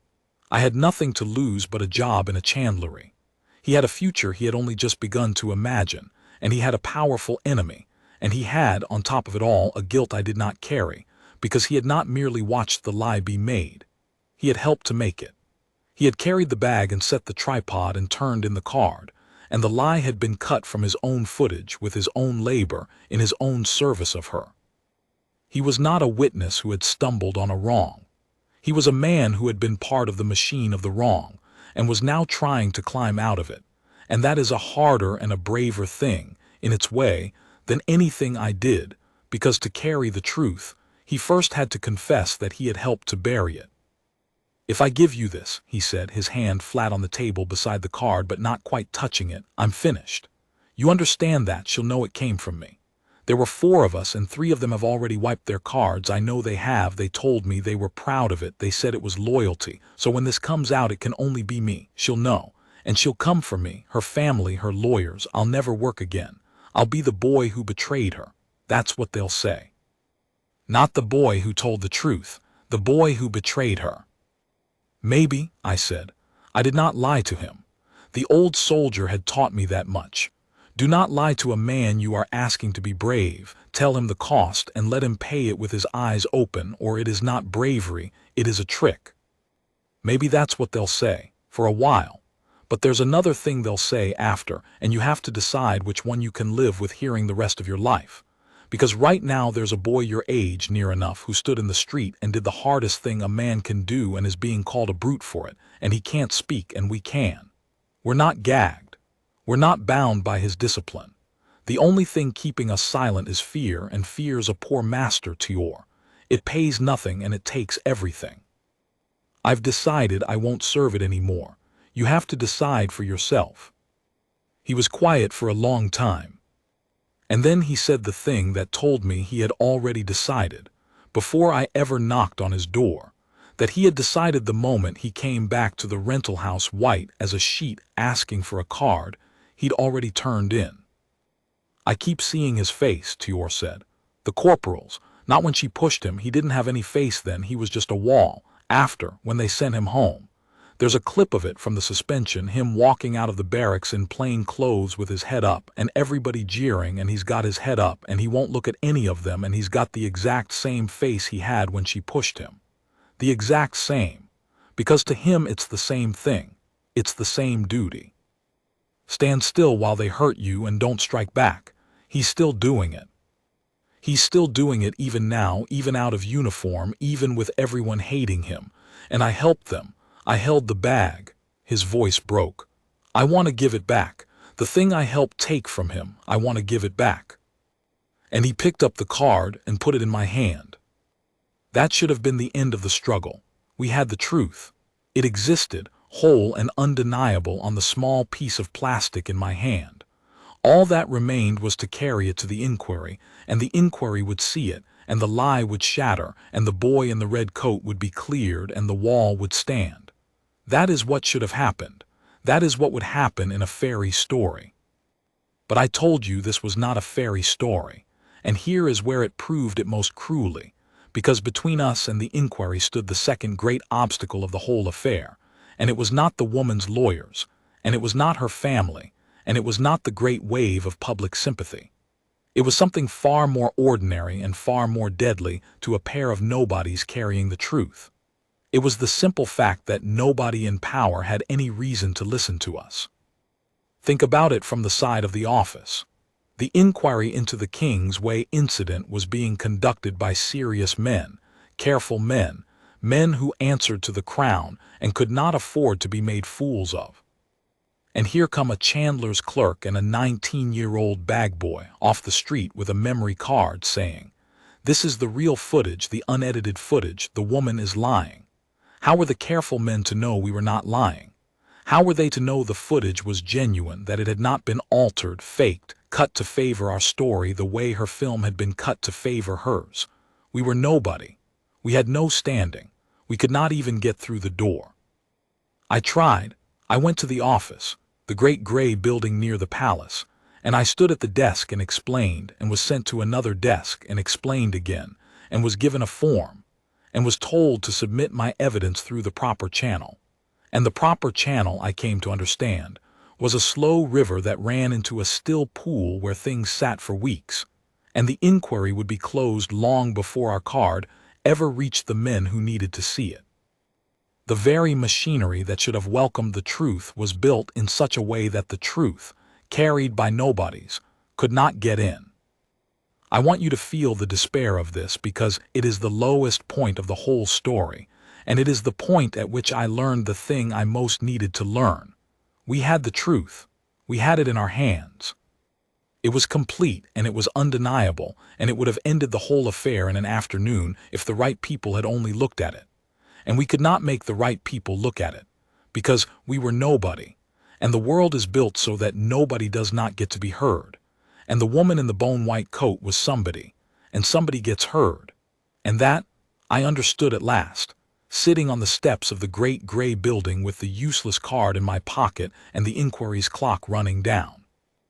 That was the real wall she had been pushing against without knowing it, and it was the same wall that protected the boy, and it was about to crush us both. The world's deafness to the small, the thing that lets the powerful lie and the powerless watch. And I will tell you honestly, I nearly gave up. I sat on those steps and I thought, the old soldier was wrong, the spine doesn't matter, the truth doesn't carry itself and it doesn't let itself be carried by people like me, and the boy is going to fall, and there is nothing I can do, because the door is shut and it is shut against my kind by design. It was Tior in the end who saw the way through, and he saw it because he, unlike me, had spent his short life close to the famous and the powerful, and he understood a thing about them that I, a chandler's clerk, did not. "We're going at it wrong," he said. We were back in his room above the cobblers, and the card sat on the table between us again, mocking us. "We keep trying to give it to the office. The office is slow because the office is careful, and the office is careful because it answers to the crown, and that's exactly the problem. It'll take weeks because no one in it wants to be the one who got it wrong." But he leaned forward. "There's one person the office can't slow down. There's one person who, if she wants something looked at, it gets looked at that same hour, no form, no channel, no still pool. There's one person in the whole realm whose attention skips every cue." I looked at him. "You can't mean." "The Queen," he said. "Queen Saralind, it's her guard, it's her wall. It was her column on her way for her feast. The boy in the red coat is her soldier. The lie is being told about her household. And everyone, all of us, the office, the lawyers, the woman, everyone has been so busy fighting over the boy that nobody stopped to think that the one person this whole thing actually belongs to hasn't said a word yet. She hasn't been shown the truth either. Nobody's shown her anything but the lie, same as the rest of the realm. The film's been seen by 2 million people. Has it been seen by the one person who could end it with a sentence? I'll bet you it hasn't. I'll bet you they've kept it from her, the careful men, because they don't want to trouble her with an ugly little scandal until they've managed it. They're managing it. And while they manage it, the boy falls." "And how," I said slowly, "does a chandler's clerk and a bag boy get a memory card in front of the Queen of Eldermoor?" Tior smiled, for the first time since I had met him, a thin, frightened, determined smile. "We don't," he said. "We can't. You're right, we're nobody, but I'll tell you who isn't nobody. I'll tell you who can walk into rooms we can't even see the doors of. The boy's regiment, his officer. The lieutenant who marched at the rear of the column that day, the lean one, you said, with the cord on his shoulder. He saw it too. He spoke to the sergeant, you saw him. He knows the truth as well as we do, and he's been watching his own corporal hang for it, watching the wall bend, and a man like that. A man who marched at the rear of that column and gave that order to the sergeant. He is not a man who is at peace with what's happening. He can't carry the truth to the Queen any more than we can. He's bound, he's under discipline. He answers up the same slow chain as everyone in uniform. But he can do something we can't. He can vouch for us. He can take a pair of nobodies with a memory card and stand behind them and say, "I was there, I saw it. This is true, look at it." And his word, son, his word opens doors that ours never will. The lieutenant's name was Vorn, and finding him was easier than finding Tior had been, because a serving officer of the household is not a ghost in the city but a man with a barracks and a duty roster, and the old soldier from the Veterans' Hall, who had served in the same regiment 2 generations before, knew the way of asking. He sent word through the old channels, the ones that have nothing to do with forms and gray buildings, the channels of men who have served and know one another and trust one another. And within a day, a message came back that Lieutenant Vorn would see us, off the record, in a quiet room at the back of the Veterans' Hall, which was neutral ground, neither the barracks nor the street, a place where a serving officer could meet a chandler's clerk and a bag boy without anyone needing to explain it. He was exactly as I remembered him from the King's Way, lean, gray at the temples, with a stillness about him even at rest that marked him as a guardsman to the bone. But there was something worn in his face now that had not been there on the bright cold morning of the column, a tiredness around the eyes, the look of a man who has been fighting a thing he cannot win and cannot abandon. He listened to us, to Tior mostly, who told it all, the bag and the tripod and the wide shot, and the cutting of the lie and the wiping of the other cards and the white-faced returns to the rental house.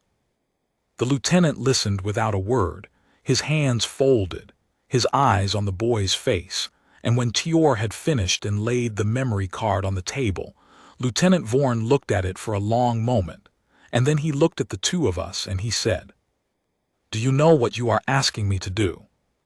"Vouch for us," Tior said. "Take us where we can't go. To someone who can stop it." "Yes," the lieutenant said. "And do you know what that costs a man like me? I am bound the same as Hale. I have my orders. My orders are to cooperate with the inquiry through the proper channel, to say nothing publicly, and to let the office manage the matter. If I take a pair of civilians and a memory card and go over the heads of my own office, straight to the top, I am breaking the chain. I am doing the very thing the whole of my life has been spent not doing. I am moving when I have been told to stand still." He said it without heat, as a plain statement of the cost. "I have given 30 years to learning not to break the line, and you are asking me to break it." There was a silence in the little room.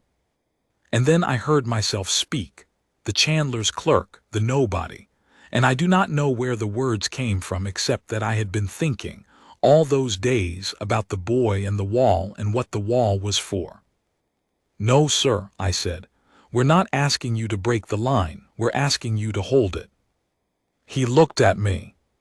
"You said it yourself, sir, or the constable did, I forget which, on the way. The line holds so the things behind it are safe. The whole point of the guard is that it won't be moved, because if it can be moved, the people behind it are in danger. Well, Corporal Hale held the line on the street. He wouldn't be moved by her hand. And now there's a lie loose in the realm that's going to move the line a different way. It's going to get him dismissed, and the column reviewed, and the next time someone wants to test the guard, they'll know the way to do it is with a camera and a lawyer, and the wall will have learned to bend. That's not holding the line, sir. That's the line being broken slowly, in a quiet room, by people too careful to see it. The proper channel is going to break the wall. Holding the line, right now, today, holding the line is getting the truth to the one person who can stop the wall from bending. Even if it means moving, even if it means breaking your own small rule to keep the big one." I ran out of breath. Sometimes the only way to stand still is to move, sir. You taught me that.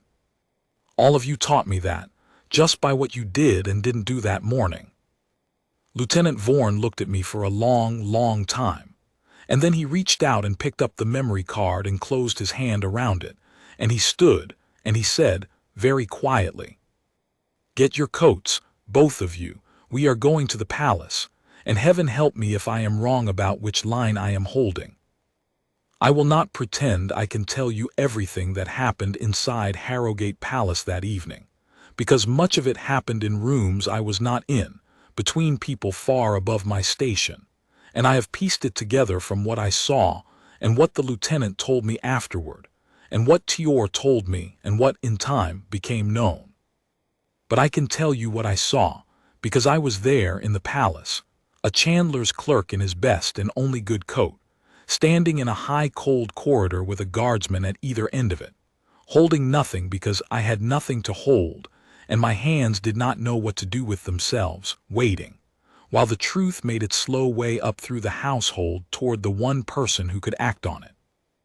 It did not go straight to the Queen. Of course it did not. There is no door you simply walk through to the Queen of Eldermoor, not even for a lieutenant of her own household. But the lieutenant knew the man who kept the door before the door before the door, and that man knew the gravity of a serving officer breaking his chain to bring something up, because an officer like Vaughan does not do such a thing for a small matter. And so the card and the lieutenant's word and our two frightened faces moved up, one careful man to the next, each of them weighing it, each of them deciding in the end that this was a thing the Queen must see, until at last. And this is the part the lieutenant told me, his voice strange with the memory of it. The card was carried into a private room where the Queen herself sat, and the whole of the unedited footage, all of it, was played for her in silence from the beginning. She watched it through. She did not speak while it played. She watched the bright cold morning and the column coming on, and the woman in the bone-white coat stepping out into the margin, and she watched the gloved hand go flat against Corporal Hale's shoulder and shove, and she watched the boy march through it without a flicker, his eyes on the far point above the woman's head, the wall holding, the vow kept. She watched the woman threaten the crowd and reach for her important friends and call them all shabby. She watched, the lieutenant said, all the way to the end, and when it was over she sat very still for a moment, the way, and here the lieutenant's voice caught, the way her own guardsmen sit still. And then she said one thing, and the one thing she said, the lieutenant told me, was this: "Why was I not shown this before?" And no one in the room had an answer for her, because the answer was the whole shabby truth of how power protects itself, how the careful men had wanted to manage the ugly little scandal quietly, how the lie had been allowed to run because no one wished to trouble the Queen with it until it was tidied away, how the boy had been suspended to soothe the public while the truth sat unwatched in a still pool. And the Queen of Eldermoor, looking at the faces of the careful men who could not answer her, understood all of it at once, and her face, the lieutenant said, went very cold and very quiet, the particular cold quiet of a person who has discovered that a wrong has been done in her name, to one of her own, and that the people whose duty it was to prevent it had instead, out of caution and convenience, allowed it. "Bring me the people who carried this to you," she said. And that is how a chandler's clerk and a 19-year-old bag boy came to stand before Queen Saralind of Eldermoor, in a quiet room in Harrowgate Palace, on a cold night in the 3rd week of autumn, and how the smallest people in the whole affair came, at the last, to stand in the largest room of all. I had imagined in the corridor that I would be terrified, and I was until the moment I was actually in the room, and then a strange calm came over me, the calm that comes, I think, when a thing you have been dreading finally arrives and turns out to be smaller and plainer than your fear had made it. The room was not a throne room. It was a quiet study, warm, with a fire and books, and a long window full of the night. And the Queen was not a figure of gold and crimson, but a woman of perhaps 50, in a plain dark dress, with gray coming into her hair, and a face that was tired and kind and very, very intelligent, the face of a person who has carried weight for a long time and learned to carry it without complaint. She did not look like the most powerful person in the realm. She looked like someone's mother who had been up all night with a sick child. But when she looked at you, you understood at once why men marched slowly down a street for 300 years to keep the things she stood for safe. Because there was something in her steady gaze that made you want, more than you had ever wanted anything, to be worthy of it. She asked us to sit. She asked us our names and our trades and how we had come to be involved, and she listened to the whole of it, my part and to yours, with a complete and undivided attention that I have never received from anyone before or since. Great people, in my experience, are always half listening, always with one ear on the next thing. She listened with the whole of herself. And when Tior came to the part about wiping the cards, about how he had helped to make the lie before he found the courage to unmake it, he faltered, ashamed, and the Queen said something to him that I have never forgotten. "You held the bag," she said gently, "and then you put it down and you walked back into the harder country and brought me the truth. Do you know how rare that is? Anyone can refuse to do a wrong they were never tempted by. To do a wrong and feel its weight and then turn around and undo it at cost to yourself with no one making you, that is not the absence of fault.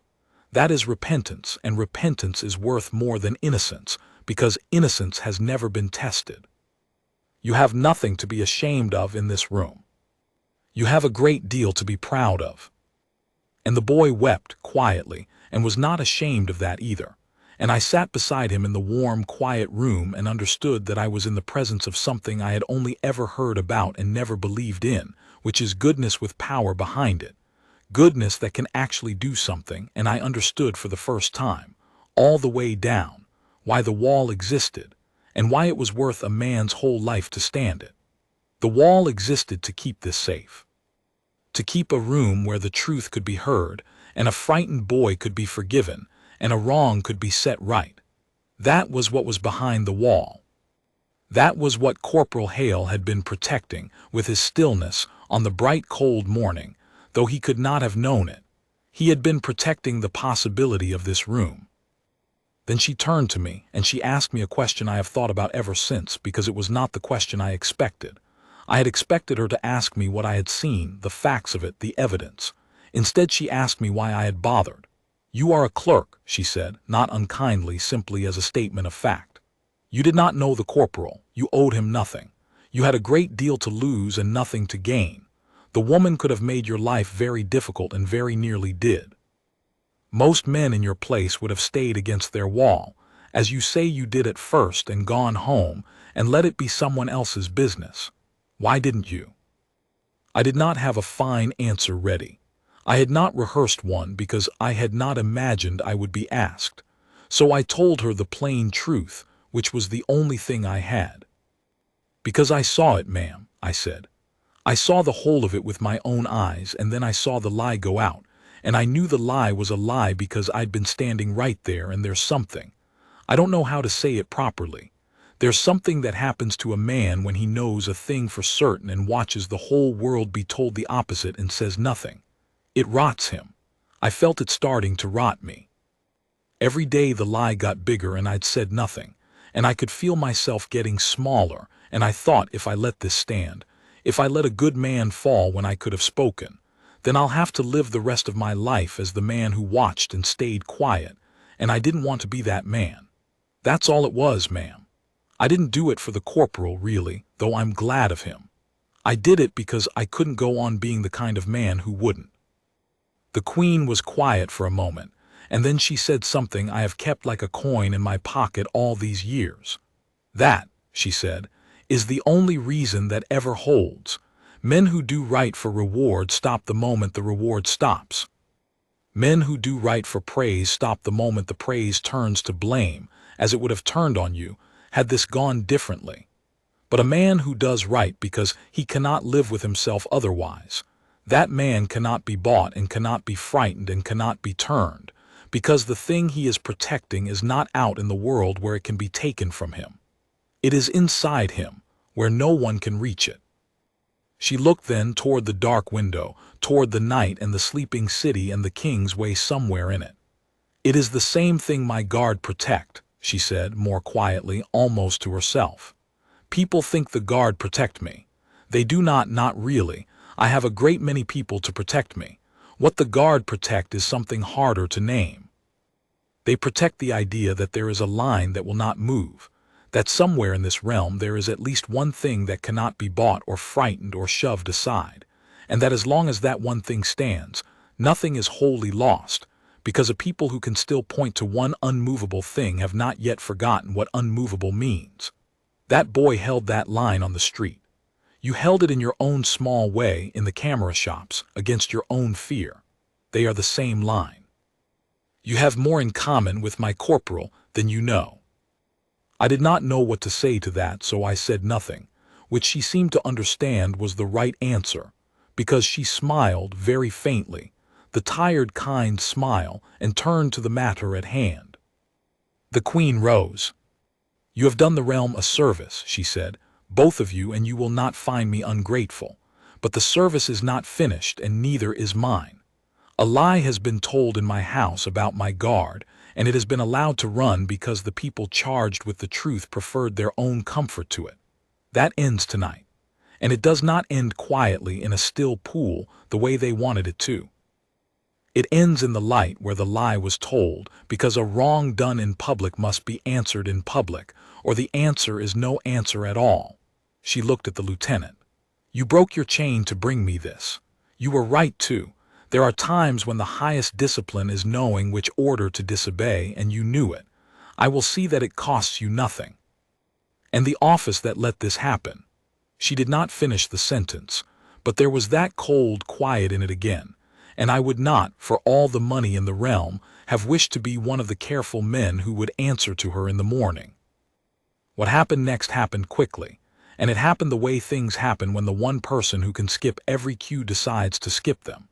The inquiry, which had been a slow river running to a still pool, became, overnight, a fast and public thing.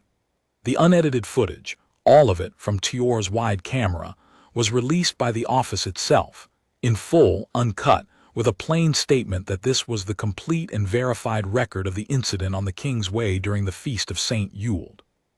And the realm, which had watched the lie 2,000,000 times, now watched the truth. I will not pretend the truth traveled as fast as the lie. It never does. But it traveled, and it traveled with the weight of the crown behind it, and it could not be argued with, because it was not edited and not scored with sad music, and not cut to hide the moment of contact. It simply showed in plain daylight from a steady wide angle, the gloved hand going flat against the red wool and shoving, and the boy marching through it without a flicker, and the woman threatening the crowd, and all of it, and there was nothing in it that any lawyer could muddy, because there was nothing to muddy, there was only what had happened. And the great warm wave of sympathy that had carried her, when it met the truth, did what waves do when they meet a sea wall. It broke, and it turned, and it ran back the other way with a speed and a fury that frightened even me, because a crowd that learns it has been lied to is a terrible thing, and the people who had wept for her now felt themselves made fools of, and there is nothing a person forgives less easily than being made a fool of.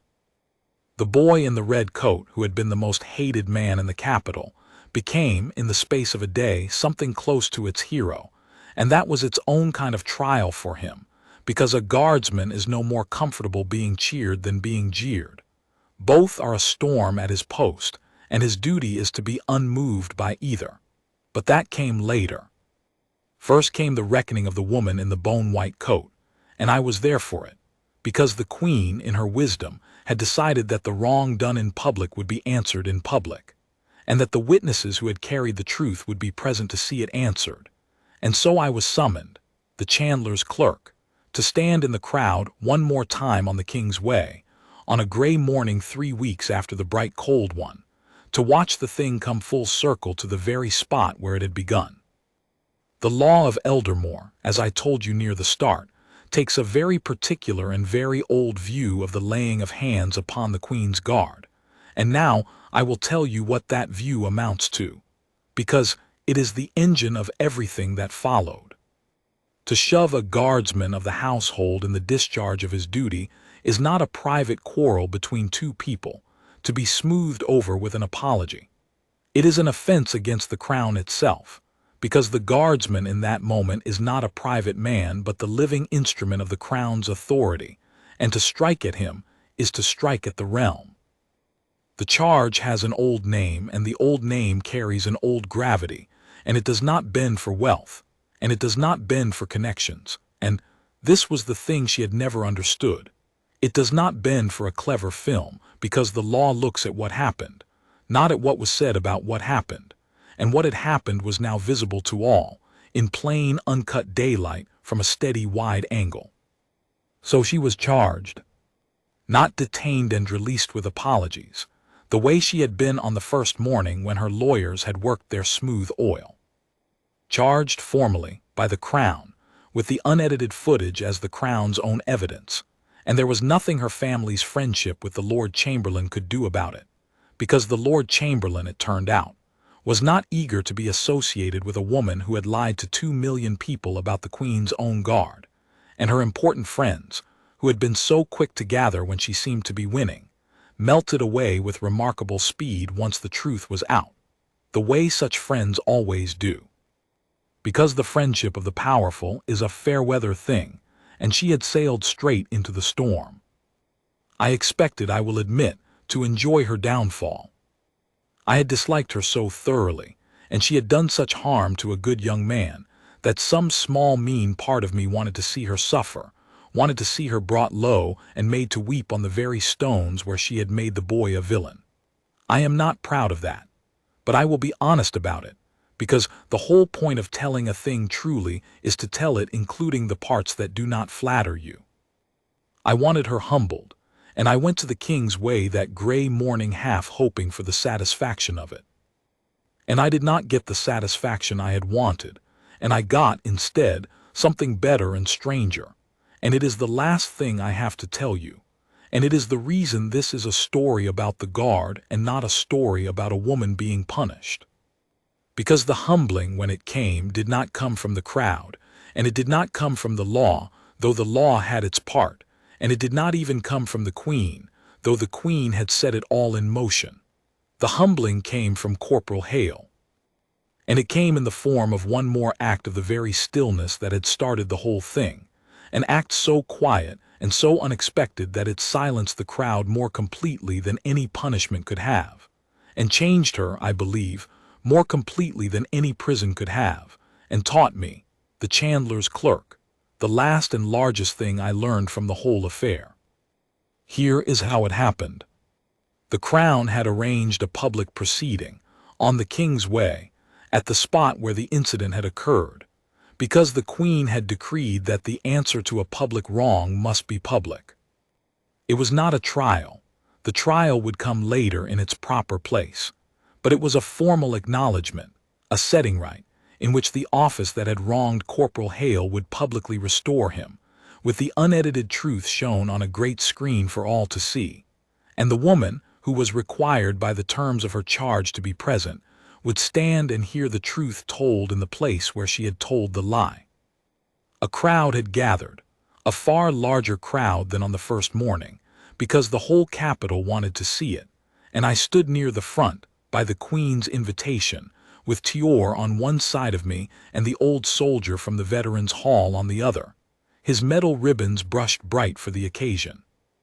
The column came again, the same slow march, the same ringing boots, the same red wool and black fur down the center of the way. And at its head, restored to his place, his suspension lifted, his name cleared, marched Corporal Hale, and the crowd, when it saw him, made a great sound, a roar of welcome and apology and shame and love all at once, and he marched through it exactly as he had marched through her shove, without a flicker, his eyes on the far point above all our heads, unmoved by the cheering as he had been unmoved by the jeering, because both were a storm at his post, and his duty was the same in either. And I thought, watching him, that the cheering crowd understood him no better than the jeering crowd had, because they were cheering the wall as though it had won a fight, when the whole point of the wall is that it does not fight, it endures. And enduring is a different and a quieter and a harder thing than winning. The column halted. The truth was shown on the great screen, the unedited footage, and the crowd watched in a silence that grew heavier with every second, the silence of people watching the proof of how thoroughly they had been deceived. And the woman in the bone-white coat, she had worn it again. I do not know why. Perhaps she had nothing else that felt like armor, stood in the open margin of the street, in the very spot where she had stood 3 weeks before, and watched her lie unmade in front of the whole city. And there was no fur at her throat now, and no 4 men with cameras, and no bright hard expectation in her face, only a kind of gray emptiness. The look of a person whose whole structure has collapsed, and who is standing in the rubble of it, not yet knowing how to begin again. And when the footage had finished, and the office had read out its formal restoration of Corporal Hale's good name, and the words of the charge against her had been read out in turn, there came a moment, an arranged moment, in which she was required to stand alone in the margin and be seen, the woman who had shoved the guard, made visible at last for what she was, in the place where she had pretended to be a victim. It was meant to be her humbling. The crowd was ready for it. I could feel the crowd ready for it. The great mean hunger of a crowd that has been lied to and wants its pound of flesh. And I think if anyone had said a single word against her in that moment, the crowd would have turned on her like a pack, and torn her, in the way crowds tear, with words and contempt and that terrible collective cruelty that is the dark twin of the collective awe I had felt on the first morning. And into that moment, that hanging, dangerous moment, with the crowd's hunger gathering like a wave about to break, Corporal Hale did a thing that no one had arranged and no one expected, and that I will remember until the day I die. He broke his stillness. Not the way she had wanted him to break it on the first morning. Not by reacting to her, not by striking back, not by giving the crowd the spectacle of her destruction. He broke it the other way, the way that only a man of real discipline can break it, which is to say he broke it on purpose, deliberately, for a reason, the way the whole discipline of his life had taught him that stillness is the rule but that there is a higher rule still, and the higher rule is honor, and honor sometimes asks a man to move. He stepped out of the ranks. The whole column stood frozen behind him. This was not in any order. The sergeant's eyes went sharp with alarm. And Corporal Hale walked, alone, across the open margin of the King's Way, the few paces from his line to where the woman stood in the bone-white coat in the rubble of her life, and the crowd's gathering roar died in its throat, because no one could understand what they were seeing, the hated then-beloved guardsman walking toward the woman who had nearly destroyed him, and they did not know whether they were about to see vengeance or something else, and the not knowing held them silent. And he stopped in front of her, the boy in the red coat, and he looked at her directly for the first time, the thing she had so desperately wanted on the first morning, and had tried to force from him with her hand. And he said quietly, in a voice that carried in the dead silence only because the silence was so complete, "It's all right, miss, it's over now. Nobody here is going to hurt you." That was all. That was the whole of it. Nobody here is going to hurt you. The words a man says to a frightened child. The words a guardian says to the vulnerable. He had seen, where the crowd had not, what was actually standing in the margin of the street. Not a villain to be torn, not an enemy to be destroyed, but a broken and frightened woman about to be devoured by a mob. And his whole life, the whole meaning of the wall he stood, was the protection of the vulnerable from the storm. And she was, in that moment, whatever she had been before, the most vulnerable person on the entire street. And so the guardian in him, the thing under the wall, the hidden humanity that the discipline exists to protect and not to extinguish, came out and crossed the street and stood between her and the crowd, exactly as it would have crossed the street for a lost child or a fallen old man. Because to Corporal Hale there was no difference. A person in danger was a person in danger, and the only thing his stillness had ever been for was to make him strong enough to protect them. And that was her humbling, not the law though the law had its course, not the crowd though the crowd would have done its worst. Her humbling was that the man she had treated as a prop, as a thing, as less than the cobblestones, the man she had shoved and lied about and tried to destroy, stepped out of his ranks and crossed a street to protect her from the consequences of her own cruelty, because that was simply what he was, and she was not, and the whole distance between what he was and what she was opened up in front of her in that one quiet sentence, and she understood it, finally, all of it at once, and her face came apart. And she did not weep the practiced tears of her clever film, but the real and ugly and unstoppable tears of a person who has just seen, for the first time in her whole protected life, the size of her own smallness and the size of another person's largeness, side by side, in the place where she had tried to make herself large by making him small. She had wanted on the first morning to be the woman who could stop the column, and she got her wish in the end, in the only way it could ever truly be granted, because she did stop the column, not with her hand but with her need, because a guardsman of the household stepped out of the marching line of 300 years to stand between her and harm. She had wanted to be important enough to move the guard, and she was.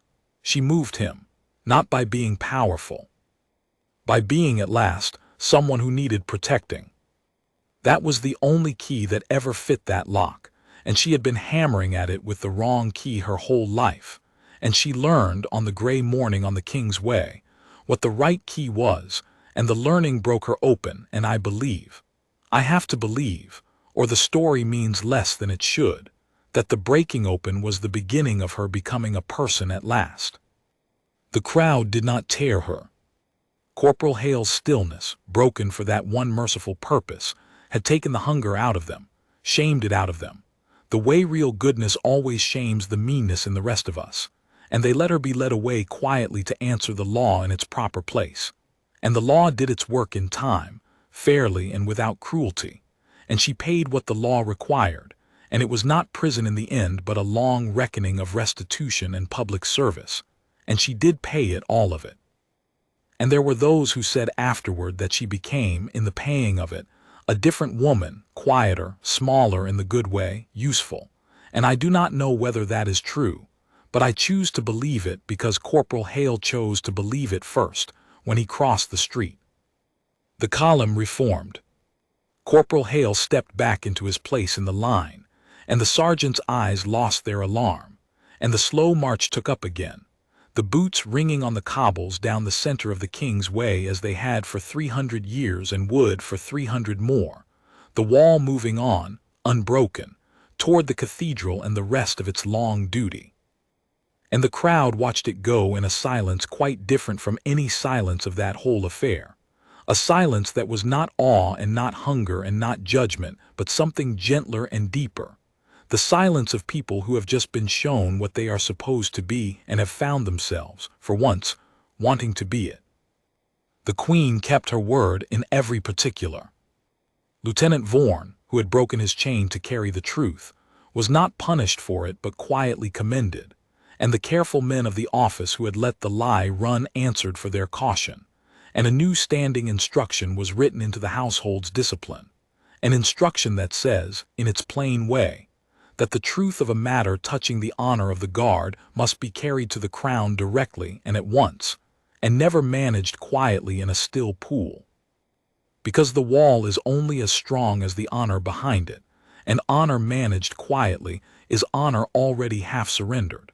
They tell me that instruction is read aloud to new officers to this day, and that no one who hears the story of how it came to be written ever forgets it. Tior did not, as he had feared, never work again. He worked, but not at the famous hollow work he had done before. The Queen's commendation followed him quietly and doors opened, but more than that he was changed, and the changed man wanted different work, honest work, and he found it.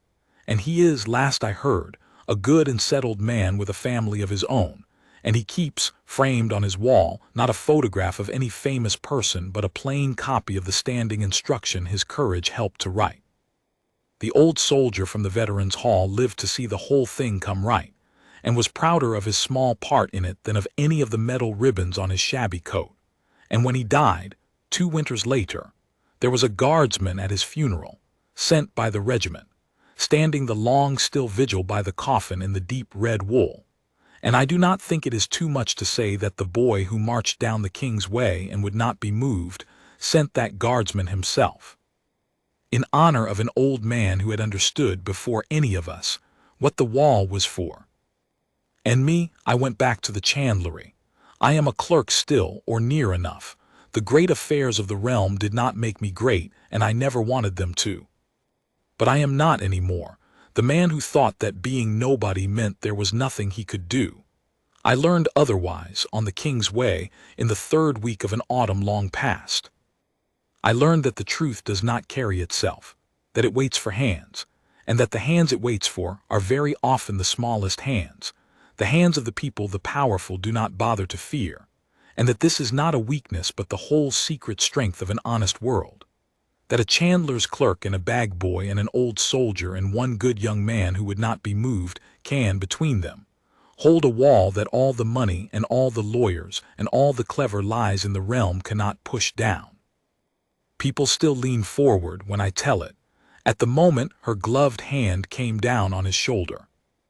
And they still lean back when I tell them he did nothing. But I have learned over the years how to make them understand the nothing, and it is this. He did nothing the way the sea wall does nothing when the wave comes in. He stood, and the standing was everything.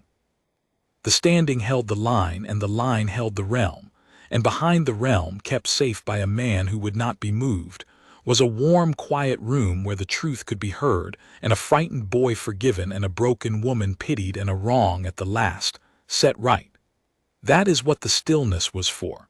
That is what it was always for.